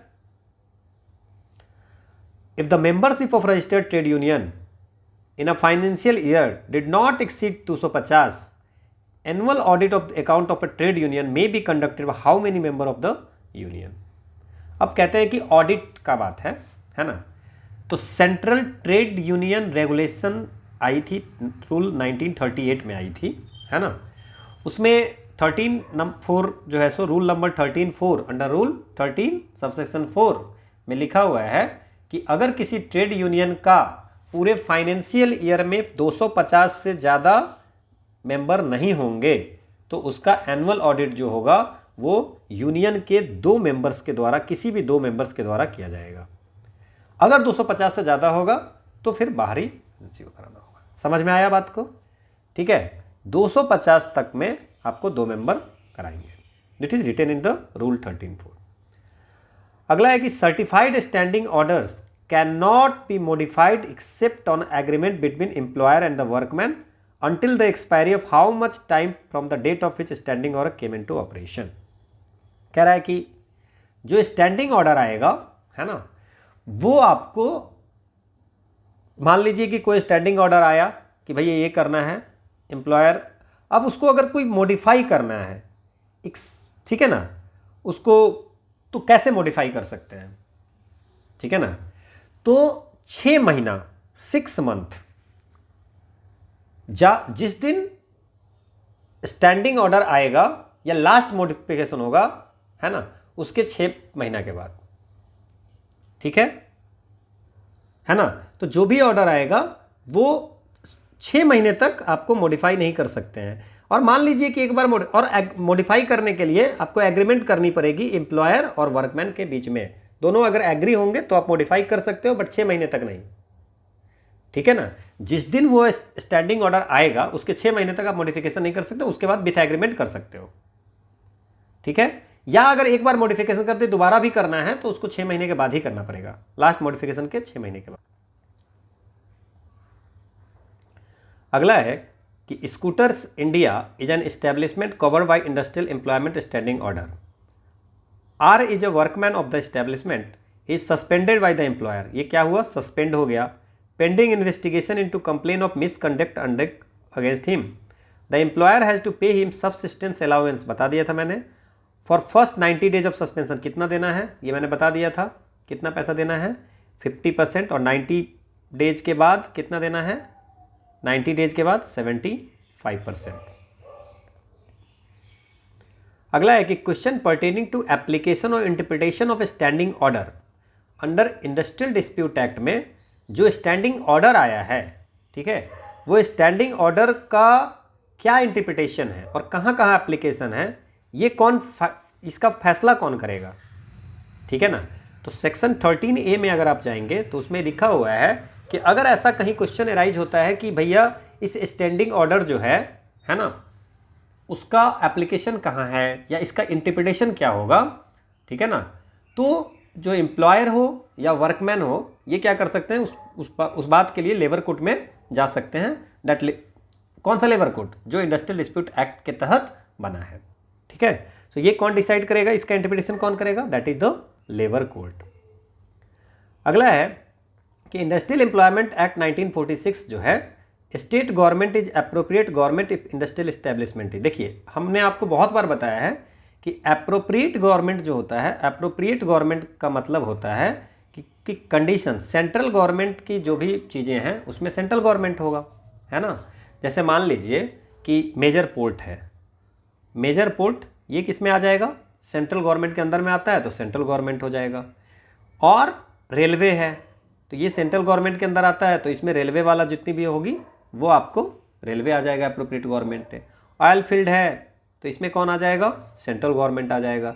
सो ये सब जो केस है ना, उसमें माइन है ये किसके अंदर आता है, सेंट्रल गवर्नमेंट, तो सेंट्रल गवर्नमेंट आ जाएगा। So these establishment under the control of the central government, चाहे रेलवे एडमिनिस्ट्रेशन हो, चाहे मेजर पोर्ट हो, माइन हो, ऑयल फील्ड हो, बाकी जितना भी केस होगा उसमें आपको कौन होगा, it is written in the act, बाकी जितना भी होगा उसमें स्टेट गवर्नमेंट होगा। यही तो आपसे पूछ रहा है। तो जो रेलवे एडमिनिस्ट्रेशन हो, माइन हो, ऑयल फील्ड हो, मेजर पोर्ट हो, यहाँ पे क्या लिख दिया है, minor port. Minor ports are in the consideration of state government. Which one of the following bodies is not constituted under the contract labour act 1970 के तहत 3 बॉडी की बात की गई है। One is the central advisory body section 3 में, इसके बाद स्टेट एडवाइजरी बॉडी सेक्शन 4 में, and there is few committee, है ना। So advisory committee constituted by the central advisory board, this is also written in section 5 में कि central advisory board committee बना सकती है, डिफरेंट कमिटी, ठीक है। तो ये 3, 4 एंड 5, तो ऐसा यहाँ पे ज्वाइंट एडवाइजरी बोर्ड का कोई प्रोविजन नहीं है। सो नॉट कंस्टिट्यूएंट पूछ रहा है तो ज्वाइंट एडवाइजरी बोर्ड। अगला क्वेश्चन है विच of the following factors should be taken into account by the appropriate government before it issues notification prohibiting the employment of contract labour under the contract labour. कह रहा है कि मान लीजिए कि appropriate government, अब अप्रोप्रिएट गवर्नमेंट जो है सो सेंट्रल गवर्नमेंट भी हो सकता है, स्टेट गवर्नमेंट होगा, ये अगर कोई नोटिफिकेशन निकालती है ना, कि prohibiting the employment of contract labour, कि कहाँ कहाँ कॉन्ट्रैक्ट लेबर का एम्प्लॉयमेंट प्रोहिबिट किया है, नहीं करना है, ठीक है ना। तो उसमें वो क्या हो सकता है, इसमें क्या क्या है, कहाँ कहाँ प्रोहिबिट कर सकता है ना, क्या क्या फैक्टर उसमें देखेगा। सेक्शन 10 में अगर आप जाएंगे तो उसमें लिखा हुआ है ना, कि कॉन्ट्रैक्ट लेबर कहाँ कहाँ नहीं हो सकता है। तो बोला कि अप्रोप्रिएट गवर्नमेंट जो होगा वो आपको कंसल्ट करेगा किससे, सेंट्रल बोर्ड या स्टेट बोर्ड से करेगा, अगर स्टेट एडवाइजरी बोर्ड होगा तो, है ना। स्टेट गवर्नमेंट होगा तो स्टेट बोर्ड से, सेंट्रल गवर्नमेंट सेंट्रल बोर्ड से, और वो बताएगा उनको कि कौन कौन सा जगह है जहाँ पे कॉन्ट्रैक्ट लेबर नहीं जा सकता है, ठीक है, क्लियर। जैसे वेदर द प्रोसेस ऑपरेशन और other work is incidental to और नेसेसरी फॉर द इंडस्ट्री, अगर कोई ऐसा काम है जो उस इंडस्ट्री के लिए बहुत, इंडस्ट्री ट्रेड या बिजनेस या मैन्युफैक्चर ऑक्यूपेशन के लिए बहुत जरूरी है, ठीक है ना। मान लीजिए इस्टेब्लिशमेंट कुछ ऐसे वर्क हो रहे हैं जो नेसेसरी है, वो होना ही है, तो वो कॉन्ट्रैक्ट लेबर को आप नहीं दे सकते हो, ठीक है। तो वो कॉन्ट्रैक्ट लेबर को नहीं दे सकते, तो ये बिल्कुल सही है। दूसरा है whether it is done ordinarily through regular workman in that establishment और अदर सिमिलर एस्टेब्लिशमेंट, कोई काम अगर बाकी एस्टेब्लिशमेंट में है ना, वो आपको जनरली जो है सो रेगुलर वर्कमैन के द्वारा होता है, तो वहाँ पे कॉन्ट्रैक्ट लेबर का बैन कर सकता है। बोला कि नहीं यहाँ पे इसको आप रेगुलर में ही करना पड़ना है। जैसे मान लीजिए कुछ काम है जो रेगुलर में नहीं हो सकता है, अब हर चीज़ को कॉन्ट्रैक्ट में करना नहीं, इसके लिए। तीसरा है whether it is perennial nature, that is to say it is of sufficient duration having regard to the nature of industry, trade, business, manufacture or occupation that is carried on in the establishment।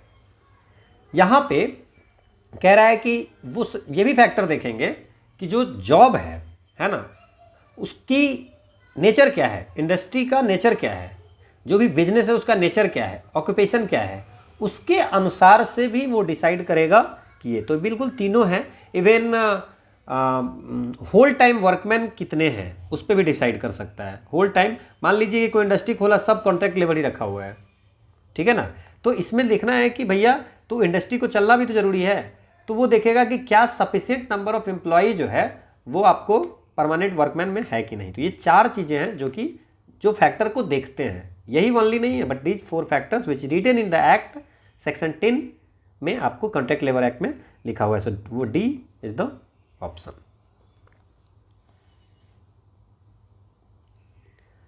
अगला है कि which one of the following welfare and health provision is not included in the contract labour में welfare provision, welfare और health provision में क्या क्या नहीं है।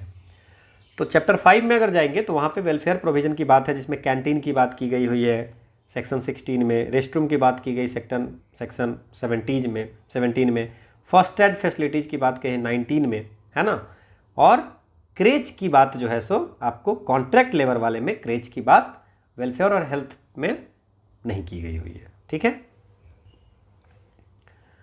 Where the contractor fails to make payment of wages within the prescribe period to a contract labour act under the contract labour act. मान लीजिए किसी कॉन्ट्रैक्ट लेबर को, है ना, कॉन्ट्रैक्टर पेमेंट नहीं किया एक पर्टिकुलर डेज में, तो वो कौन पे करेगा, किसकी ड्यूटी है पे करना? क्या ये स्टेट गवर्नमेंट की ड्यूटी है, क्या ये सेंट्रल गवर्नमेंट की ड्यूटी है, या प्रिंसिपल एम्प्लॉयर? प्रिंसिपल एम्प्लॉयर कौन सा हो गया? जो उस कंपनी में, जिस एस्टेब्लिशमेंट में जो एम्प्लॉयर है, जो मालिक है, वही कॉन्ट्रैक्ट वर्कर को वही कॉन्ट्रैक्टर के थ्रू कॉन्ट्रैक्ट वर्कर को रखते हैं। तो अगर कॉन्ट्रैक्टर पे नहीं करता है तो वो किसकी ड्यूटी होगी? Central advisory board, state advisory board, किसकी होगी ड्यूटी? सेक्शन 21 में लिखा हुआ है कि अगर एक कॉन्ट्रैक्टर को जो है सो कॉन्ट्रैक्ट लेबर जो भी रखा है उसको जो है सो आपको वेज देना है, लेकिन मान लीजिए कि अगर वो नहीं देता है, in case the contractor fails to make payment of wages एक पर्टिकुलर टाइम पीरियड के समझ रहे हैं अंदर में, तो प्रिंसिपल एम्प्लॉयर को वो वेज पे करना पड़ेगा। सो that is the duty of, क्योंकि वेज उसका नहीं हटना चाहिए, ठीक है।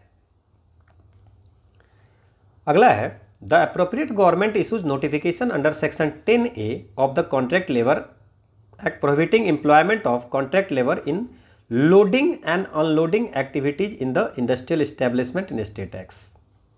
कह रहा है कि सेंट्रल अप्रोप्रिएट गवर्नमेंट ने एक नोटिफिकेशन निकाला कि भैया आप लोडिंग अनलोडिंग एक्टिविटीज जो है किसी एस्टेब्लिशमेंट में, स्टेट एक्स एस्टेब्लिशमेंट में, उसमें लोडिंग और अनलोडिंग एक्टिविटीज जो है सो कॉन्ट्रैक्ट लेबर के तहत नहीं कर सकते हो। There are large number of contract labour engage by principal employees through contractors in their establishment. बहुत ज़्यादा ही कॉन्ट्रैक्ट लेबर को कॉन्ट्रैक्टर के थ्रू आप किसी प्रिंसिपल एम्प्लॉयर ने एस्टेब्लिशमेंट में रखा है। So what is are the effects of the notification of contract labour in such activities? तो क्या होगा बताइए, क्या होगा फिर उसमें? क्या contract labour automatically becomes employ of the? अब जिस दिन जो है सो गवर्नमेंट जो है सो नोटिफिकेशन निकाला कि भैया इस एक्टिविटी, इस काम में कॉन्ट्रैक्ट लेबर को नहीं रखना है, इसमें तो आपको परमानेंट लेबर ही रखना है, तो जिस दिन ये नोटिफिकेशन आएगा उस दिन सीधे जो है सो ऑटोमेटिकली जो है so principal employer permanent employ बन जाएगा। प्रिंसिपल एम्प्लॉयर का एम्प्लॉय मतलब परमानेंट बन गया कॉन्ट्रैक्ट लेबर से हट करके? ऐसा कुछ नहीं है, बिकॉज कॉन्ट्रैक्ट जो सेक्शन 10(1) है वो उसमें जो है सो सेक्शन 10(1) में तो गवर्नमेंट ने बोला है कि कौन कौन सी जगह है जहां पे कॉन्ट्रैक्ट लेबर काम नहीं कर सकता है। तो ये नोटिफिकेशन का कभी मतलब ये नहीं होता है कि वो ऑटोमेटिक जो है सो प्रिंसिपल एम्प्लॉय का एम्प्लॉय बन जाएगा। This is said in the supreme court in the steel authority of India, है ना, steel authority of India limited versus national union water front worker, इनके साथ हुई थी। उसमें सुप्रीम कोर्ट ने बोला था कि ऐसा कभी नहीं हो सकता है। हाउएवर दे सेड दैट कि कॉन्ट्रैक्ट वर्कर्स ये इस बात के लिए आपको लेबर कोर्ट में जा सकते हैं डिमांड करने के लिए कि भैया आप इसमें कॉन्ट्रैक्ट लेबर को कैसे हटा दिए। सो लेबर कोर्ट या इंडस्ट्रियल ट्रिब्यूनल में एडजुडिकेशन के लिए जा सकते हैं। Contract labour do not automatically become employ of the principal employ, ये बिल्कुल सही है ना। तो second is right, contract labour has the right to get his dispute relating to engagement of services by the principal employ by the workers or workers union and seek reference of the same to the labor court industrial tribunal for adjudication of their demand of regulation of service with the principal employer। ये जा सकते हैं कि नहीं जा सकते हैं? तो SAIL steel authority of India limited versus national union waterfront workers 2001 में इन्होंने कहा था कि ये जो है सो आपको यहाँ पे जा सकते हैं, ठीक है, या आपको लेबर कोर्ट में इस बात के लिए जा सकते हैं। तो पहला सही नहीं है, ठीक है ना, 2 and 3 इज राइट, ठीक है। अगला है कि पेमेंट ऑफ वेजेज एक्ट 1936 में which one of the following is not a ground of on which deduction can be made. Wages से डिडक्शन के बारे में डिटेल दी हुई है कि वेज से कहाँ कब कब डिडक्शन हो सकता है ना। तो वो पूछ रहा है कि इनमें से कौन सा ऐसा जगह, कौन सी चीज़ें हैं, है ना, जो ग्राउंड नहीं है डिडक्शन का, मतलब कब कब डिडक्शन हो सकता है। अच्छा, सेक्शन 7 में अगर जाएंगे तो वहाँ पे लिखा हुआ है कि डिडक्शन वेज में जो होगा वो जो जितनी चीज़ें लिखी हैं उतना ही होगा। अगर वो ड्यूटी से एब्सेंस करता है ना, तो क्या डिडक्शन हो सकता है? अगर कोई भी वर्कमैन है ना, तो वो अगर ड्यूटी से एब्सेंस करता है तो उसका डिडक्शन हो सकता है, तो बिल्कुल this is a ground of deduction. House accommodation supplied by the employer और एनी गवर्नमेंट अथॉरिटी और any housing board setup under any law. अगर आपको HRA मिलती है, हाउस रेंट अलाउंस, सो हाउस रेंट अलाउंस का पैसा काटा जा सकता है क्या? बिल्कुल काटा जा सकता है। तीसरा है कि bonus paid under the payment of bonus act 1965 में जो बोनस मिलता है उसके लिए डिडक्शन हो सकता है क्या? नहीं, बिल्कुल नहीं। Bonus is a different thing, bonus के लिए कोई डिडक्शन की जरूरत नहीं है। डैमेज और loss of goods which are expressly interested to the employed person of custody, आपकी कस्टडी में कोई सामान दिया, उसका लॉस हो गया या डैमेज हो गया तो उसके पैसे काट सकते हैं, तो ये बिल्कुल काट सकते हैं,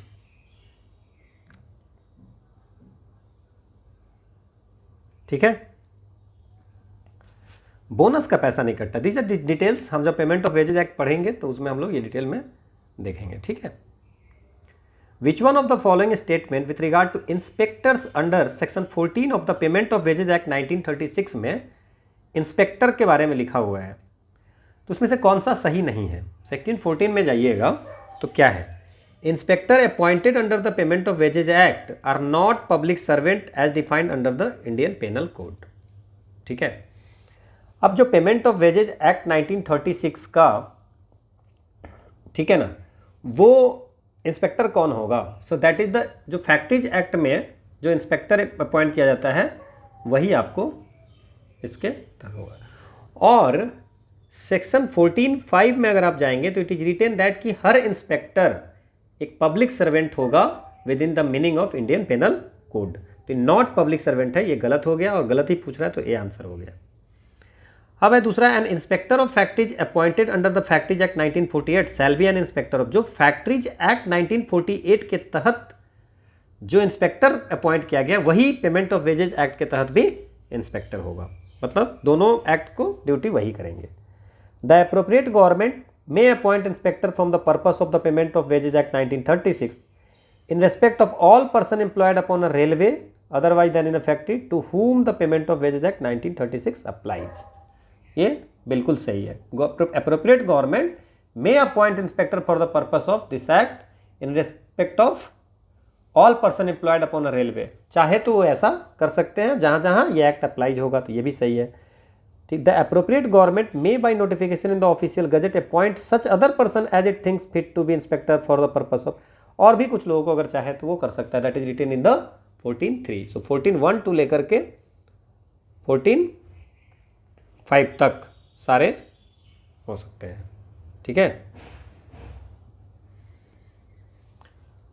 under the payment of wages act 1936 the rule making power of the appropriate government, कौन से सेक्शन में? बहुत दिन के बाद सेक्शन, मतलब बहुत कम सेक्शन के क्वेश्चन पूछे जाते हैं ना, तो सेक्शन के क्वेश्चन उतने, अब 1 से 2 सेक्शन के क्वेश्चन अगर पूछे जाते हैं उस पर हम लोग बहुत ज़्यादा फोकस नहीं करेंगे, है ना। तो ये आपको 16 सेक्शन जो है उसमें आपको लिखा हुआ है कि एप्लीकेशन देना in respect of claims from unpaid group, ये 22 जो है बार ऑफ सूट्स है, ये डिस्प्ले ऑफ नोटिस के बारे में लिखा हुआ है। सेक्शन 26 में रूल मेकिंग पावर लिखा हुआ है कि हर एक्ट में पहला जो सेक्शन होता है वो कहाँ एप्लीकेबल है, दूसरा सेक्शन में डिफिनीशन, और लास्ट में रहता है कि इस पर कौन रूल्स बना सकता है। सो एप्रोप्रिएट गवर्नमेंट जो होगा वो रूल्स बना सकता है, ठीक है ना, जो इस एक्ट में लिखा हुआ है ना, उसके रिगार्डिंग कुछ इसको फॉलो करने के लिए वो रूल्स बना सकती है, ठीक है। अगला है कि which of the following statement in case of death of employed person under the payment of wages act, अगर किसी की डेथ हो जाती है उस कंडीशन में क्या है ना। Now the balance of wages payable is to be paid to the person nominated by the employed person in his behalf on accordance with the rule made under the act. बिल्कुल सही है, अगर किसी की डेथ हो जाती है तो जो नॉमिनी पर्सन होगा उसको जो भी वेज बचा रहेगा वो दे देंगे। ये सही है, बिल्कुल सही है। Where no such nomination has been made or where for any reason such amounts cannot be paid to the person so nominated, the amount payable has to be deposited with the prescribed authority। मान लीजिए कोई nominee ही नहीं है उसका, ठीक है ना, या जिसको नॉमिनी बनाया उसको किसी भी कारण से अमाउंट नहीं पे किया जा सकता है, तो वो पैसा जो है सो कहाँ जाएगा, जमा हो जाएगा अथॉरिटी के पास में। ये भी सही है। तीसरा है once the balance of wage payable is deposited by the employer with the prescribed authority, the employer shall be discharge of his liability to pay those wages. अब एम्प्लॉयर जो है, जैसे मान लीजिए कि ये एम्प्लॉयर है और ये वर्कमैन है, ठीक है, वर्कमैन की हो जाती है डेथ, तो अब इसकी जो वेज होगी वो इसकी जो नॉमिनी होगी उसको पे कर देंगे। मान लीजिए नॉमिनी नहीं होगा या जो होगा उसको नहीं पे होगा, तो एम्प्लॉयर की ड्यूटी है कि द प्रिस्क्राइब्ड अथॉरिटी के पास में पैसा सबमिट कर देगा, और एक बार पैसा सबमिट कर दिया इसके बाद इसकी लायबिलिटी हो गई खत्म। Clear? So it is written in the section 25A। So answer हो गया 1 and 2 3, ठीक है, तीनों सही है। क्वेश्चन है कि the minimum rate of wages fixed by the appropriate government in respect of the scheduled employment under the minimum wages act 1948 does not include. Wage की डेफिनेशन पूछ रहा है कि मिनिमम रेट ऑफ वेजेज में क्या नहीं ऐड होगा, ठीक है। एप्रोप्रिएट गवर्नमेंट जो minimum rate of wages fix करती है respect of scheduled employment. Schedule employment मतलब कि उस एक्ट के शेड्यूल में जो जो एम्प्लॉयमेंट मेंशन है that is the schedule employment, ठीक है। तो इसमें क्या कंसिडर नहीं करते हैं। अगर हम लोग आर्टिकल 4 उसके जाएंगे देखने, है ना, मिनिमम रेट ऑफ वेजेज का शेड्यूल सेक्शन 4, वहाँ पे लिखा हुआ है a basic rate of wages with or without the cost of living allowance, ठीक है। दूसरा है कि a basic rate of wages and a special allowance at a rate to be adjusted to accord as nearly as practicable with the variation in the cost of living index. जगह जगह का ना देखिए, अगर जगह जगह पे कॉस्ट जो लिविंग कॉस्ट है वो चेंज होती रहती है ना, तो मिनिमम रेट जो वेज फिक्स की जाएगी, है ना, वो आपको क्या क्या चीज़ें होगी कि basic rate of veg with और उसके बाद कॉस्ट लिविंग अलाउंस या कॉस्ट लिविंग अलाउंस नहीं भी होगा। दूसरा होगा कि बेसिक रेट ऑफ वेजेज हो, स्पेशल अलाउंस हो, है ना, जो आपको जैसे मान लीजिए कि दिल्ली में रहने का खर्चा ज़्यादा है, कहीं पे रहने का टियर 2 टियर 3 में कॉस्ट कम है, तो उस अनुसार से आप कम कर सकते हो। तीसरा an all inclusive rate allowing for the basic rate the cost of living allowance and cash value of the concession if any, ये तीनों। तो ये सारी चीज़ें की जा सकती है ना, कि आपको minimum rate of wage fix or revise करेगा तो उसमें ये सारी चीज़ों कंसिडर किया जा सकता है। और basic rate of wages including the house rent allowance to be adjusted with the variation of cost living index, this is not the आपको नहीं है ना, समझ में आ गया। कौन सा इंक्लूड नहीं होगा? The basic rate of wages in and house rating including the house rent allowance. Clear? समझ में आया। हमारी सेक्शन 4 में अगर आप जाएंगे तो लिखा हुआ है कि any minimum rate of wage fix or revise by the appropriate government in respect of schedule employment under section 3 में कंसिस्ट ऑफ, इसमें हो सकता है ना, basic rate wage with or without cost of living allowance, all inclusive rate allowing for the basic, 3 चीज़ें हैं, वही आपके 3 ऑप्शन में दिया हुआ है, चौथा नहीं है, and basic rate of wages plus special allowance, है ना। तो ये तीनों हम लोग का दिया हुआ है, एकदम एक्ट से क्वेश्चन डायरेक्ट है। इन फिक्सिंग और revising the minimum rate of wages under section 3 of the minimum wage, different minimum rate of wages can not be fixed for. ठीक है, मिनिमम रेट ऑफ वेजेज जो होगा वो आपको अगर रिवाइज कर रहे हैं या फिक्स कर रहे हैं मिनिमम रेट ऑफ वेजेज, तो different minimum rate of wages may be fixed for, है ना, मे बी फिक्स्ड फॉर किसके के लिए, आपको डिफरेंट एम्प्लॉयमेंट में डिफरेंट हो सकता है ना। फिक्स किसके लिए, डिफरेंट लोकेलिटीज के अनुसार से मिनिमम रेट ऑफ वेज हो सकता है, बिल्कुल, कहीं पे ज़्यादा कहीं पे कम।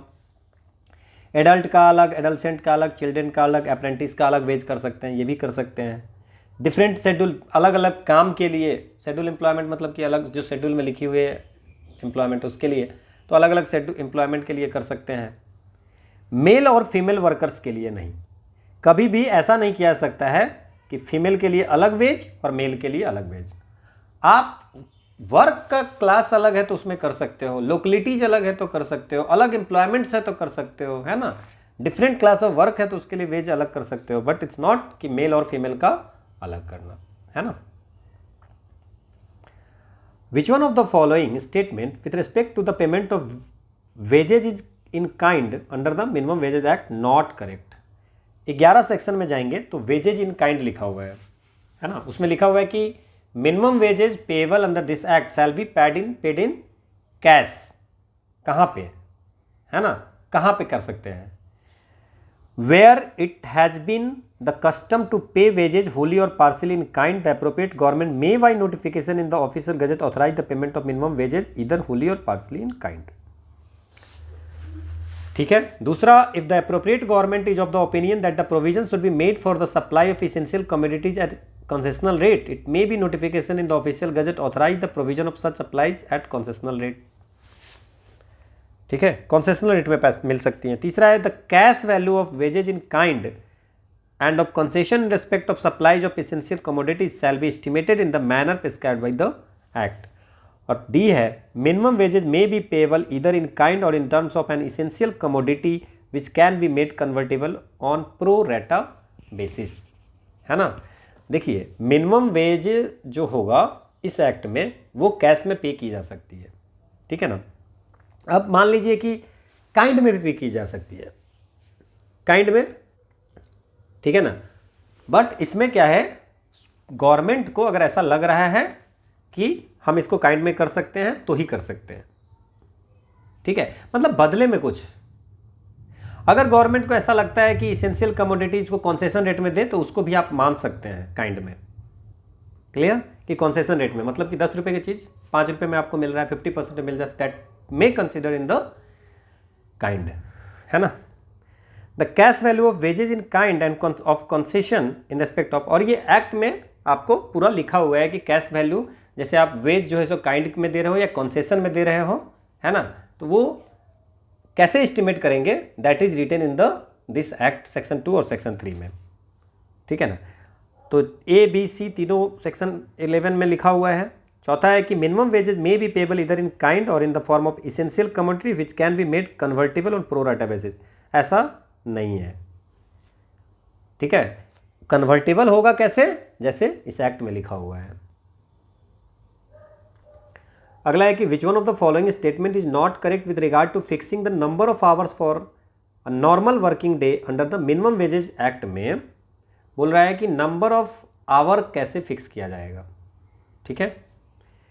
Fixation of the number of hours of work which shall constitute a normal working day inclusive one और मोर स्पेसिफाइड इंटरवल, एक या एक से अधिक interval. Section 13 of minimum wages act 1948 में देखेंगे तो वहाँ पे है fixing hour of a normal working day, है ना। तो बोला कि कोई भी शेड्यूल एम्प्लॉयमेंट होगा वहाँ पे अप्रोप्रिएट गवर्नमेंट जो होगा नंबर ऑफ आवर फिक्स कर सकता है कि एक वर्किंग डे में कितना आवर होगा और उसमें कितना एक या एक से अधिक स्पेसिफिक इंटरवल होगा। तो ये बिल्कुल सही है। Provision for a day of rest in every period of 7 days for all employ or any specified class of employ.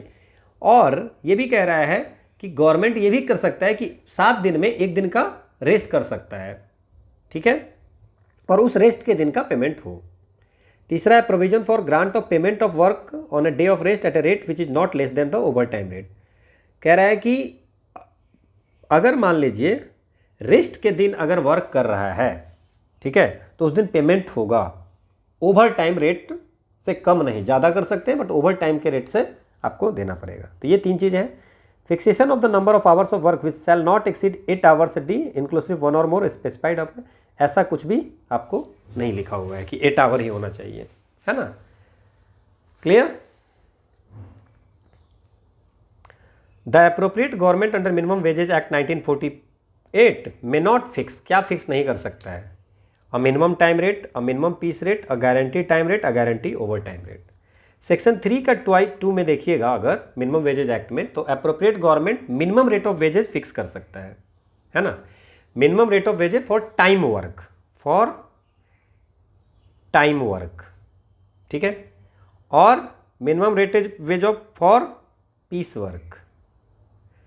Time work मतलब होगा कितना काम, कितना देर आप काम कर रहे हैं, आप उतने देर में कितना काम कर रहे हैं वो मैटर नहीं है।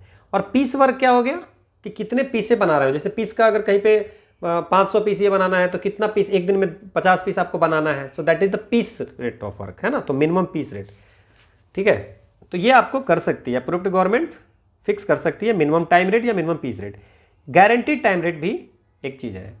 गारंटीड टाइम रेट होता है क्या कि अगर मान लीजिए कोई एम्प्लॉई है, ठीक है ना, वो आपको पीस वर्क पे एम्प्लॉयड है, ठीक है ना, पर टाइम वर्क बेसिस पे, मतलब टाइम भी है और पीस भी है, मतलब 4 घंटे करके 50 सामान बनाने हैं। सो that is the guaranteed time rate, है ना, कि उसको मिनिमम रेट कितना मिलेगा अगर कोई एम्प्लॉय जो होगा वो पीस वर्क पे एम्प्लॉयड है, ठीक है ना। वहां वेजेज जो है सो टाइम पे, मतलब कि 4 आपको करने हैं 8 घंटे काम और 50 बनाने हैं, so both the conditions, so that is the guaranteed time rate. Clear. और ओवर टाइम बाकी एक होती है ओवर टाइम, अगर आपको जो है सो ओवर टाइम वर्क कर रहे हैं जब नहीं करना है तो, ठीक है ना, मिनिमम टाइम से ज़्यादा, सो गारंटीड ओवर टाइम हो जाता है। सो दिस इज, हाँ, ओवर गारंटीड ओवर टाइम कुछ करने के नहीं है, ओवर टाइम रेट है ना। सो गारंटीड ओवर टाइम नहीं है, so not fix a guaranteed over time rate. Section 16 जो मिनिमम वेज एक्ट का है उसमें लिखा है कि where N employ does 2 or more class of work for each of which a different minimum rate of wage apply he shall be paid. मान लीजिए कोई आदमी 2 तरह का काम कर रहा है ना, जिसमें दोनों तरफ में, जैसे ये काम कर रहा है इसका वेज अलग है, उस काम का वेज अलग है, तो उसको कौन सा वेज मिलेगा। Section 16 of minimum wages act में ये लिखा हुआ है कि अगर कोई एम्प्लॉई है 2 तरह की वर्क कर रहा है जहाँ पे मिनिमम वेजेज जो है सो दोनों के लिए अलग अलग है, ठीक है ना, तो किसको मिलेगा पैसा, ठीक है ना, तो दोनों क्लास के लिए मिलेगा या rate of ways which ever जो हायर होगा वो मिलेगा, ठीक है। मान लीजिए कि 2 तरह का काम कर रहा है, एक का 500 रुपये डे है और एक का 400 रुपये डे है, तो बोल रहा है कि 500 रुपये दोनों का 500 मिलेगा, या rate of wage as may be prescribe by the, या गवर्नमेंट जो बोलेगा उसका में देंगे, या rate of wage as fixed by the employer under the industrial standing order act में जो फिक्स किया है, या rate of wage in respect of the time respectively occupied in each such classes of work wages at not less than the minimum rate in force in respect of each class. Now see it is written that, ये सही है। कैसे सही है, बोला कि अगर मान लीजिए कि 8 घंटे टोटल वर्क करता है, 4 घंटे ये करेगा 4 घंटे ये करेगा, तो 250 रुपया इसका और 200 रुपया इसका। समझ में आया बात को।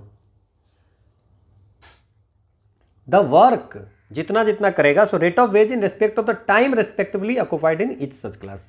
ए पे कितना टाइम दे रहा है, बी पे कितना टाइम दे रहा है, उस अनुसार से, but not less than the minimum rate in force in respect of each सब क्लास, ठीक है ना, लेकिन मिनिमम दर से कम नहीं होना चाहिए,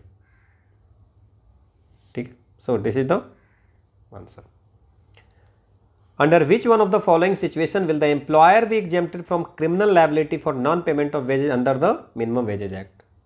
कह रहा है कि कौन सा सिचुएशन है ना, किस सिचुएशन में एम्प्लॉयर भी एग्जेम्प्टेड फ्रॉम क्रिमिनल लायबिलिटी, अगर किसी वर्कमैन को वेज नहीं दे रहा है तो उसको क्रिमिनल ऑफेंस नहीं माना जाएगा, किस कंडीशन में, दैट इज आस्क्ड, ठीक है। तो कह रहा है that he has contravened section 11 of the act and paid wages in kind for article which are essential commodities. अगर वो वेज काइंड में दे रहा है तब, ठीक है, तो वेज अगर काइंड में दे रहा है तो पहला ये है, will the employ exempted from the, है ना, तो इसमें क्या ही करेंगे, that he has contravened the provision of section 3(2) of the minimum wages act. Section 3(2) में क्या है, यही है ना कि अप्रोप्रिएट गवर्नमेंट जो सो मिनिमम टाइम रेट दे रहा है कि नहीं, है ना, मिनिमम पीस रेट दे रहा है कि नहीं, यही तो लिखा हुआ है सेक्शन 3(2) में, अभी पढ़े थे हम लोग। That he has contravened the provision section 3(3), अगर वो 3(3) का प्रोविजन करता है तो एग्जेम्प्ट होगा क्या, अगर 3(3) में क्या है, अगर revising the minimum rate of wages for different schedule employment, different class of work, adult के लिए अलग, एडल्सेंट के लिए अलग, चिल्ड्रन के लिए अलग, ये सब चीजें, लोकेलिटीज के लिए अलग, that another person has committed the offence without his knowledge, consent और कन्विंस। आप कोई भी एक्ट को, चाहे सेक्शन 11 हो, सेक्शन 3(2) हो, सेक्शन 3 होगा, किसी की प्रोविजन को अगर आपने फॉलो नहीं किया तो आप पे जो है सो लायबिलिटी आप पे बनती है ना। पर अगर मान लीजिए कि कोई दूसरा पर्सन ऐसा कमिट करता है, उनको मतलब कि एम्प्लॉयर जो है उसको नॉलेज भी नहीं है, पता भी नहीं है कि उससे ना कॉन्सेंट लिया है, ना उसको पता है कि कोई ऑफेंस जो भी ऑफेंस है वो कोई दूसरा पर्सन किया है, उस केस में एम्प्लॉयर पे कोई भी क्रिमिनल चार्ज, क्रिमिनल लायबिलिटी उसकी नहीं होगी। सो this is the D should be the answer, ठीक है ना। बाकी किसी को भी, इसको अगर सेक्शन 11 को भी कॉन्ट्रावेन करेगा तब भी, सेक्शन 3(2) को भी कॉन्ट्रावेन करेगी तब भी, है ना, सेक्शन 3(3) मिनिमम वेज नहीं देगा तब भी, इन ईच केस लायबिलिटी किसकी है, एम्प्लॉयर की। बट अगर एम्प्लॉयर को पता ही नहीं है ऑफेंस कुछ हुआ है तो उस केस में नहीं होगा। Under section 3(3) of minimum wages act, wage may not be fixed in which one of the following. Wage hour पे फिक्स हो सकता है, डे पे फिक्स हो सकता है, मंथ पे हो सकता है, ठीक है ना, वीक पे नहीं है। तो 3(3) में वीक पे नहीं है ना। वेज आवरली दे सकते हैं, डे पे दे सकते हैं और मंथ पे दे सकते हैं। For the purpose of building and other construction worker act, there shall be levied and collected cess at such rate of the cost of construction incurred by an employer not exceeding. कह रहा है कि building and other construction worker act में एक cess लेना है employer से। किससे लेना है, एम्प्लॉयर से। वो सेस कितना होगा, ठीक है ना, कंस्ट्रक्शन वर्क जो होगा, कॉस्ट ऑफ कंस्ट्रक्शन जो होगा उसका मैक्सिमम 2%, है ना, उसका मैक्सिमम 2%, 1% से कम नहीं, ठीक है, और कॉस्ट ऑफ जो भी होगा और 2% से ज़्यादा नहीं, ठीक है। Who can exempt any employer or class of employers in a state from the payment of cess payable under the Building and Other Construction Worker Act, where such cess is already lived and payable under any corresponding law in force of the state। कह रहा है कौन exempt कर सकता है कि भैया आपको सेस नहीं देना है, ठीक है ना। तो सेंट्रल गवर्नमेंट किसी एम्प्लॉयर को या क्लास ऑफ एम्प्लॉयर को, है ना, किसी स्टेट में आपको सेस के लिए मना कर सकता है अगर वो, जैसे मान लीजिए सेस किस पे करता है, सेस जो है सो आएगा सेंटर के पास में। अगर मान लीजिए कि कोई स्टेट गवर्नमेंट के पास ऐसा रूल्स है जिसमें कंस्ट्रक्शन वर्कर उसको पैसे देते हैं, है ना, ठीक है, कोई आपको ऑलरेडी जो है सो सेस इस टाइप का जो है सो पे करते हैं, तो उस केस में सेंट्रल गवर्नमेंट जो है उस पर्टिकुलर एम्प्लॉयर को या क्लास ऑफ एम्प्लॉयर को मना कर सकता है कि ठीक है आप सेस मत देना, because you already paying the that cess in the state government. कौन कर सकता है, central government. After receipt of any appeal under section 11(1) under the building and other construction worker welfare cess act 1996, the appellate authority shall dispose of the appeal within. कितने दिन में appellate authority उस appeal को खारिज करेगी, है ना, मतलब कि सॉल्व करके भेजेगी। सेक्शन 11 जो है आपको building and other construction workers welfare cess act, यह अलग एक्ट है, इसके सेक्शन में लिखा हुआ है कि अगर मान लीजिए कि ऐसा कोई एग्रीव्ड पर्सन जाता है ना, एग्रीव्ड पर्सन कोई एपेलेट अथॉरिटी के पास में जाता है, तो एपेलेट अथॉरिटी के पास कितना टाइम है, 60 दिन का टाइम है, 90 दिन का टाइम है, 120 दिन का टाइम है, ठीक है ना। तो उसमें लिखा हुआ है कि आपको जितनी जल्दी से जल्दी, कोई फिक्स टाइमिंग नहीं दिया हुआ है, बोला कि appellate authority after giving the appellate an opportunity of being heard in the matter, dispose of the appeal as expeditiously as possible. जितनी जल्दी हो सके उसको डिस्पोज करना. इट इज नॉट रिटन कि 60 दिन में कि 90 दिन में, दोनों को सुनने के बाद जितनी जल्दी हो सके वो करना है. अगला है कि again the question is building and other construction worker welfare cess act 1996. कह रहा है कि whoever being level to pay cess, जो भी जिसको भी सेस पे करना है, अगर वो कोई ऐसा हो जो विलफुली चाहता है कि हम पेमेंट वो सेस नहीं करें तो उसको कितना पनिश मिलेगा, क्या पनिशमेंट है. ठीक है ना. सेक्शन 12 में पेनल्टी की बात की गई है कि उसको जो है सो अगर ऐसा कुछ होता है तो उसको imprisonment which may extend to 1 month with fine, imprisonment jail होगा और 6 महीने की जेल और फाइन या दोनों, है ना. तो ये आपको अगर ऐसा है तो उनको जेल या 6 महीना या दोनों आपको देना पड़ेगा. ठीक है ना. A, while traveling in state transport corporation bus from his residence to place of his work, meets with an accident in the depot of the said state transport corporation, as a result of which he dies. अब A जो है घर से, इसका ये house है, house से ये जा रहा है ड्यूटी करने, है ना. while traveling in state transport corporation bus from his residence to the place of his work, इसका हो जाता है एक्सीडेंट और ए की हो जाती है मृत्यु. The accident takes place at 8 AM, 8 बजे एक्सीडेंट होती है. कितने बजे एक्सीडेंट? 8 AM में. And his shift was start, और ये 10 बजे की ड्यूटी के लिए घर से निकला होता है. कहाँ पे ड्यूटी के लिए? 10 बजे से ड्यूटी के लिए 8 बजे घर से निकला होता है.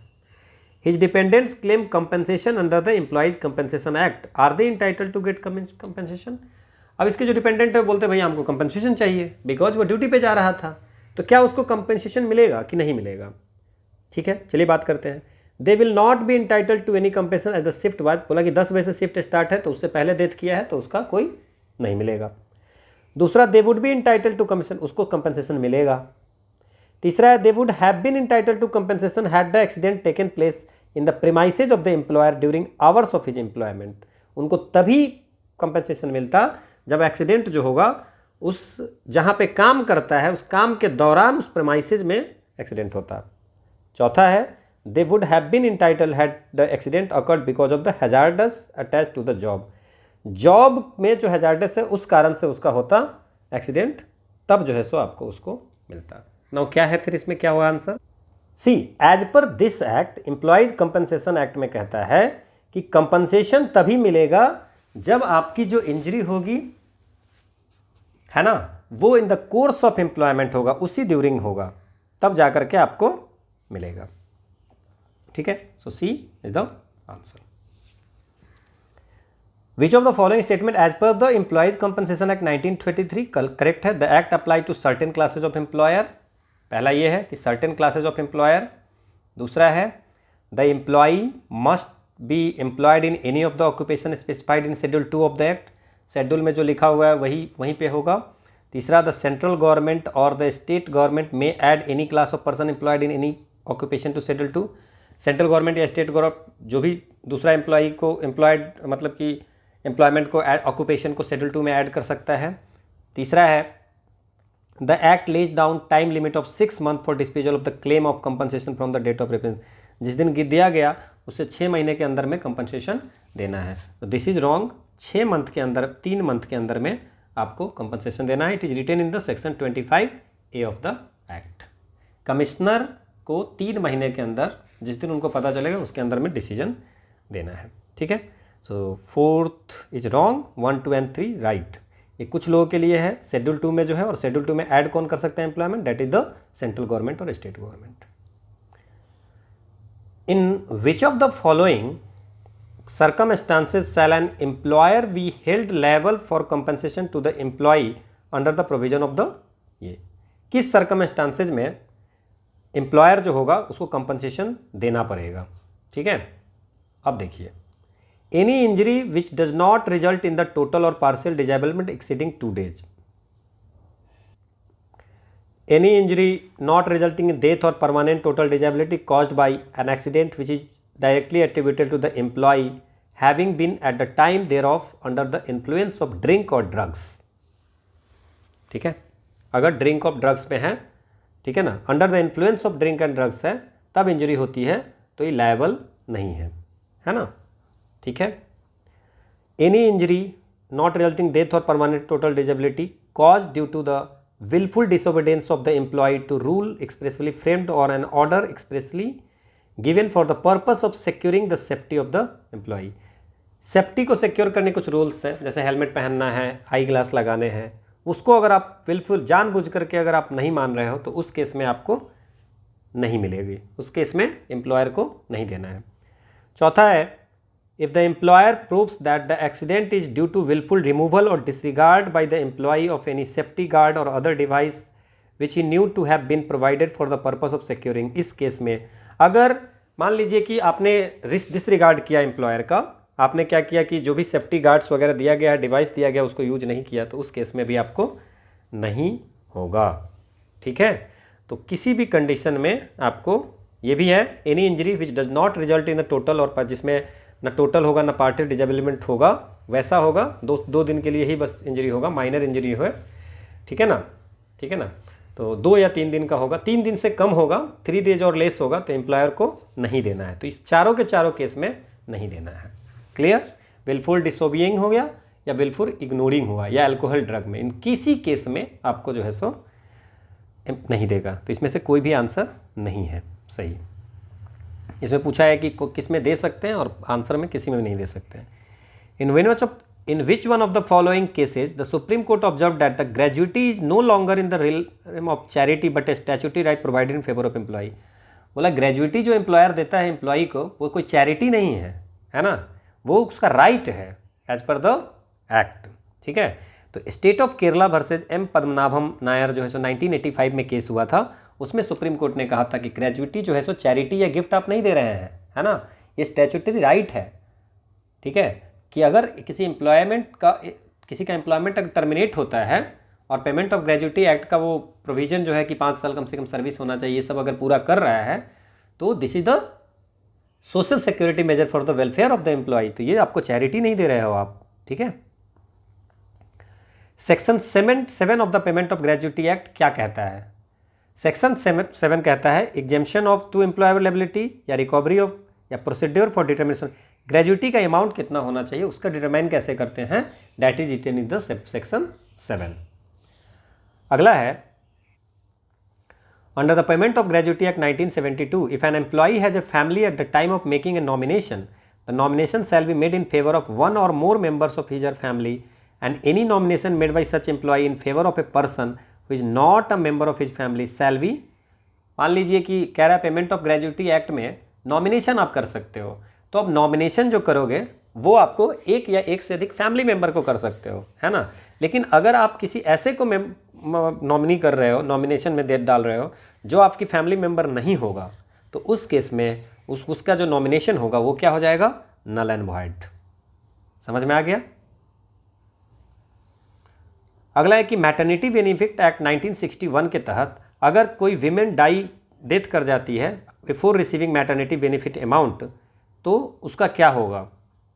अगर विमेन डाई डेथ हो जाती है विमेन, है ना, तो उस केस में मैटरनिटी बेनिफिट का क्या होगा, ठीक है ना। स्टेट को मैटरनिटी बेनिफिट अमाउंट जो होगा किसको मिलेगा? स्टेट को मिलेगा। स्टेट को क्यों ही मिलेगा? The person nominated by the women in the notice, है ना, जो नॉमिनी होगा उसको मिलेगा, बिल्कुल सही है, या उसके legal representative if she has not nominated. अगर कोई नॉमिनी नहीं है तो जो लीगल रिप्रेजेंटेटिव होगा वो उसको मिलेगा। तो ये बिल्कुल 2 और 3 सही है। ये बोल रहा है कि नॉमिनेटेड पर्सन और लीगल रिप्रेजेंटेटिव दोनों को इक्वली मिलेगा, बिल्कुल गलत। या तो नॉमिनेटेड पर्सन को मिलेगा या आपको लीगल रिप्रेजेंटेटिव को, ठीक है। अगला है कि सेक्शन 25 जो मैटरनिटी बेनिफिट एक्ट का है उसमें क्या ऑथराइजेज, है ना, वो क्या ऑथराइज किया है? स्टेट गवर्नमेंट को ऑथराइज किया है to give direction to inspector regarding the carrying into execution of its provision. इसके प्रोविजन को, जो मैटरनिटी बेनिफिट एक्ट 1961 में लिखा हुआ है, उसके प्रोविजन को लागू करने के लिए स्टेट गवर्नमेंट को डायरेक्शन देता है, सेक्शन 25। दूसरा है सेंट्रल गवर्नमेंट को डायरेक्शन देता है, central government to give direction to a state government regarding the carrying into execution. इसके प्रोविजन को लागू करवाने के लिए सेंट्रल गवर्नमेंट स्टेट गवर्नमेंट को डायरेक्शन देता है, ये लिखा हुआ है। तीसरा, inspectors to give direction to the employers regarding the carrying to. और तीसरा है, पहले कहता है कि स्टेट गवर्नमेंट इंस्पेक्टर को डायरेक्शन देता है कि भैया इसके प्रोविजन को लागू करो। दूसरा कहता है सेंट्रल गवर्नमेंट स्टेट गवर्नमेंट को कहता है कि भैया इसको प्रोविजन को लागू करवाओ। तीसरा, इंस्पेक्टर कहता है एम्प्लॉयर्स को किसका प्रोविजन लागू करो। तो दिस इज द, इसमें से कौन सा सही है? 25 में लिखा हुआ है सेंट्रल गवर्नमेंट डायरेक्शन देती है स्टेट गवर्नमेंट को, है ना, कि भैया इसकी जितनी भी प्रोविजन है उसको कंप्लाई कराने की ड्यूटी आपकी है, आप इसको कंप्लाई करो। For which one of the following matters under the unorganised worker social security act it is not mandatory for the central government to formulate and notify suitable welfare scheme for unorganised worker, है ना। तो इसमें कह रहा है कि इसमें से कौन सा मैटर है ना, किसमें? Unorganised worker social security act 2008 में कौन सा ऐसा मैटर है जो मैंडेटरी नहीं है ना, जिसपे आपको अनऑर्गेनाइज्ड वर्कर के not mandatory for the central government to formulate and notify suitable welfare, किस बात पे आपको जो है सो ऐसी मैंडेटरी नहीं है कि आप इस पर रूल्स रेगुलेशन या कोई वेलफेयर स्कीम बनाओ ही अनऑर्गेनाइज्ड वर्कर के लिए। सेक्शन 3 में जाइएगा अगर, तो उसमें लिखा हुआ है कि सेंट्रल गवर्नमेंट आपको समय समय पे अनऑर्गेनाइज्ड वर्कर के 4 चीज़ हैं, 3-4 चीज़ हैं जिस पे कि रूल्स पलक बनाना है। लाइफ एंड डिजेबिलिटी कवर के लिए आपको सेंट्रल गवर्नमेंट को स्कीम्स लानी है, हेल्थ एंड मैटरनिटी बेनिफिट के लिए स्कीम लानी है, ओल्ड एज पेंशन के लिए भी लानी है, ओल्ड एज प्रोटेक्शन के लिए, और बाकी जो सेंट्रल गवर्नमेंट को लगता है, बट बाकी ये 3 ही है। एम्प्लॉयमेंट इंजरी बेनिफिट जो है सो इसमें आपको unorganised worker social security act में नहीं आता है। इसकी वेलफेयर के लिए सेक्शन 3 में लिखा हुआ है कि सेंट्रल गवर्नमेंट को अनऑर्गेनाइज्ड वर्कर के वेलफेयर के लिए कौन कौन से सब्जेक्ट पे आपको स्कीम लाना मैंडेटरी है ना। तो नॉट मैंडेटरी पूछ रहा है, तो that is the employment injury benefit. Any scheme notified by the state government under the unorganised worker social security act में बी फंडेड। उसको फंड कौन करेगा? अगर मान लीजिए कि कोई भी scheme unorganised worker social security act के तहत नोटिफाई करता है कोई स्टेट गवर्नमेंट, तो उसमें क्या क्या जरूरी है ना, उसको फंड कौन करेगा? तो section 7 of the unorganised worker social security act में लिखा हुआ है कि अगर ऐसा कोई स्कीम स्टेट गवर्नमेंट के द्वारा किया जाएगा तो पूरी तरह स्टेट गवर्नमेंट के द्वारा फंडेड होगा, और कुछ उसमें से आपको बेनिफिशियरी जो होंगे उसके भी कंट्रीब्यूशन होंगे और सेंट्रल गवर्नमेंट के असिस्टेंस भी होंगे। तो सारा कुछ मिला करके इसकी सेंट्रल गवर्नमेंट में प्रोवाइड सच फाइनेंशियल असिस्टेंस, है ना। तो ये चीज़ें हैं, तो ये तीनों के तीनों आपको जगह से फंड हो सकती है। अगला है, as per the unorganised worker social security act 2008 unorganised worker includes a worker in the organised sector which is not covered by. अब अनऑर्गेनाइज्ड वर्कर जो है सेक्शन 2M में अनऑर्गेनाइज्ड वर्कर को डिफाइन किया गया हुआ है कि अनऑर्गेनाइज्ड वर्कर का मतलब हो गया कोई भी होम बेस्ड वर्कर होगा, है ना, कोई भी होम बेस्ड वर्कर होगा या सेल्फ एम्प्लॉयड वर्कर होगा या वेज वर्कर होगा अनऑर्गेनाइज्ड सेक्टर में, है ना, ठीक है। और शेड्यूल 2 में जो लिखा है उसमें जो वर्कर है, शेड्यूल 2 में, इस एक्ट के शेड्यूल 2 में जो वर्कर लिखा हुआ है वो उस एक्ट में जो एक्ट लिखा हुआ है शेड्यूल 2 में, उस एक्ट में ये एक्ट लागू नहीं होगा। उसमें आपको लिखा हुआ है कौन कौन सा एक्ट लिखा हुआ है, इसमें लिखा हुआ है, इसमें से एम्प्लॉयज स्टेट इंश्योरेंस एक्ट लिखा हुआ है उसमें, है ना, 6 एक्ट टोटल लिखा हुआ है। 1 is the payment of gratuity act, 1 is the employees state insurance act, 1 is the industrial dispute act, है ना, ठीक है। और the contract labour regulation and abolition act का भी बात किया है इसमें। तो अब मेरी बात समझिए, इसमें जो लिखा हुआ है, तो 6 जो एक्ट लिखा है उसमें वर्कर्स कंपनसेशन एक्ट है, employees state insurance, industrial dispute act, EPF act और मैटरनिटी बेनिफिट और पेमेंट ऑफ ग्रेजुएटी एक्ट। तो contract labour act might be the answer, ठीक है। So that is not covered. ये आपको 6 एक्ट इसमें लिखा हुआ है, यहाँ पे एप्लीकेबल नहीं होगा। As per section 11 of the Unorganized Worker Social Security Act, the central government in respect of matter relating to the implementation of provision of act cannot give direction to। Central government किसको direction नहीं दे सकता है और किसको दे सकता है? तो कह रहा है कि central government may give direction to the national board, ठीक है, या state board, state social security board, या गवर्नमेंट, स्टेट गवर्नमेंट, है ना, इनको आप जो है सो डायरेक्शन दे सकता है कि इस प्रोविजन को इम्प्लीमेंट करवाने के लिए। लोकल बॉडीज को डायरेक्शन देने की कोई बात नहीं है। Which one of the following is not considered a central government welfare scheme. Unorganised worker social security act 2008 के तहत इनमें से कौन सा सेंट्रल गवर्नमेंट की वेलफेयर स्कीम नहीं है? ठीक है, तो 10 स्कीम का नेम उसमें लिखा हुआ है। उसमें आपको जननी सुरक्षा योजना है, आम आदमी बीमा योजना है, राष्ट्रीय स्वास्थ्य बीमा योजना है, आयुष्मान भारत योजना, ये आपको unorganised worker social security act के तहत वेलफेयर स्कीम नहीं है। तो C should be the answer. इसमें आपको Indira Gandhi national old age pension scheme है, नेशनल फैमिली बेनिफिट स्कीम है, Janani Suraksha, handloom, handicraft, pension to master, Janashri Bima Yojana, आम आदमी, राष्ट्रीय स्वास्थ्य बीमा, तो ये सब जो है सो 10 है अनऑर्गेनाइज वर्कर के लिए। अगला है कि every employee shall be entitle to be paid bonus by his employer in an accounting years in accordings with the provision of the payment of bonus act कहता है कि हर एम्प्लॉई को एम्प्लॉयर के द्वारा मिलेगा बोनस, लेकिन कम से कम उसको कितने दिन का काम करना पड़ेगा? तो section 8 of the payment of bonus act 1965 कहता है कि कम से कम 30 दिन वर्क आपको करना पड़ेगा, है ना, कि कम से कम पिछले साल भर में एटलीस्ट 30 डेज का अगर वर्क किए होगे तो आपको बोनस मिलेगा, 30 दिन से कम वाले को नहीं मिलेगा। An employee shall B disqualified from receiving bonus if he dismiss from service. कह रहा है कि अगर मान लीजिए सेक्शन 9 कहता है कि किसी को बोनस नहीं मिल सकता है। कैसे नहीं मिल सकता है? उसको डिस्क्वालीफाई होगा अगर उस वर्कमैन को वो डिसमिस्ड हो जाएगा सर्विस से, डिसमिस्ड फ्रॉम सर्विस, है ना। बेस्ड ऑन, क्यों डिसमिस्ड बहुत कारण से हो सकता है। अगर वो फ्रॉड है, ठीक है ना, फ्रॉड है तो आपको अगर डिसमिस फ्रॉडगिरी के कारण हुआ है, इलीगल स्ट्राइक में पार्टिसिपेट कर रहा है या गो स्लो स्ट्राइक में पार्टिसिपेट कर रहा है या एब्सेंट हो रहा है क्योंकि बीमार है, इन सब कारण से अगर डिसमिस्ड हो रहा है तो उसको बोनस नहीं मिलेगा, ये गलत बात है। लेकिन अगर फ्रॉड के रूप सर्विस जो है सो फ्रॉड किया है तो उस केस में डिस्क्वालीफाइज हो गया। अगर वायलेंट बिहेवियर है उसको प्रीमाइसेज इस्टेब्लिशमेंट के प्रीमाइसेज के अंदर में आपको राइट फैलाता है, वायलेंट बिहेवियर है ना, ठीक है, प्रॉपर्टीज को तोड़ फोड़ करता है, तो चोरी करता है, तो उस केस, ये 3-4 केस में आपको जो है सो बोनस के लिए नहीं अधिकारी होगा, ठीक है। Section 25 of the payment of bonus act क्या कहता है ना। एलिजिबिलिटी, बोनस के लिए एलिजिबल कौन है, that is written in the आपको सेक्शन 8, ठीक है। Recovery of bonus due from an employer के पास जो बोनस है उसको रिकवर करना, this is written in the section 15।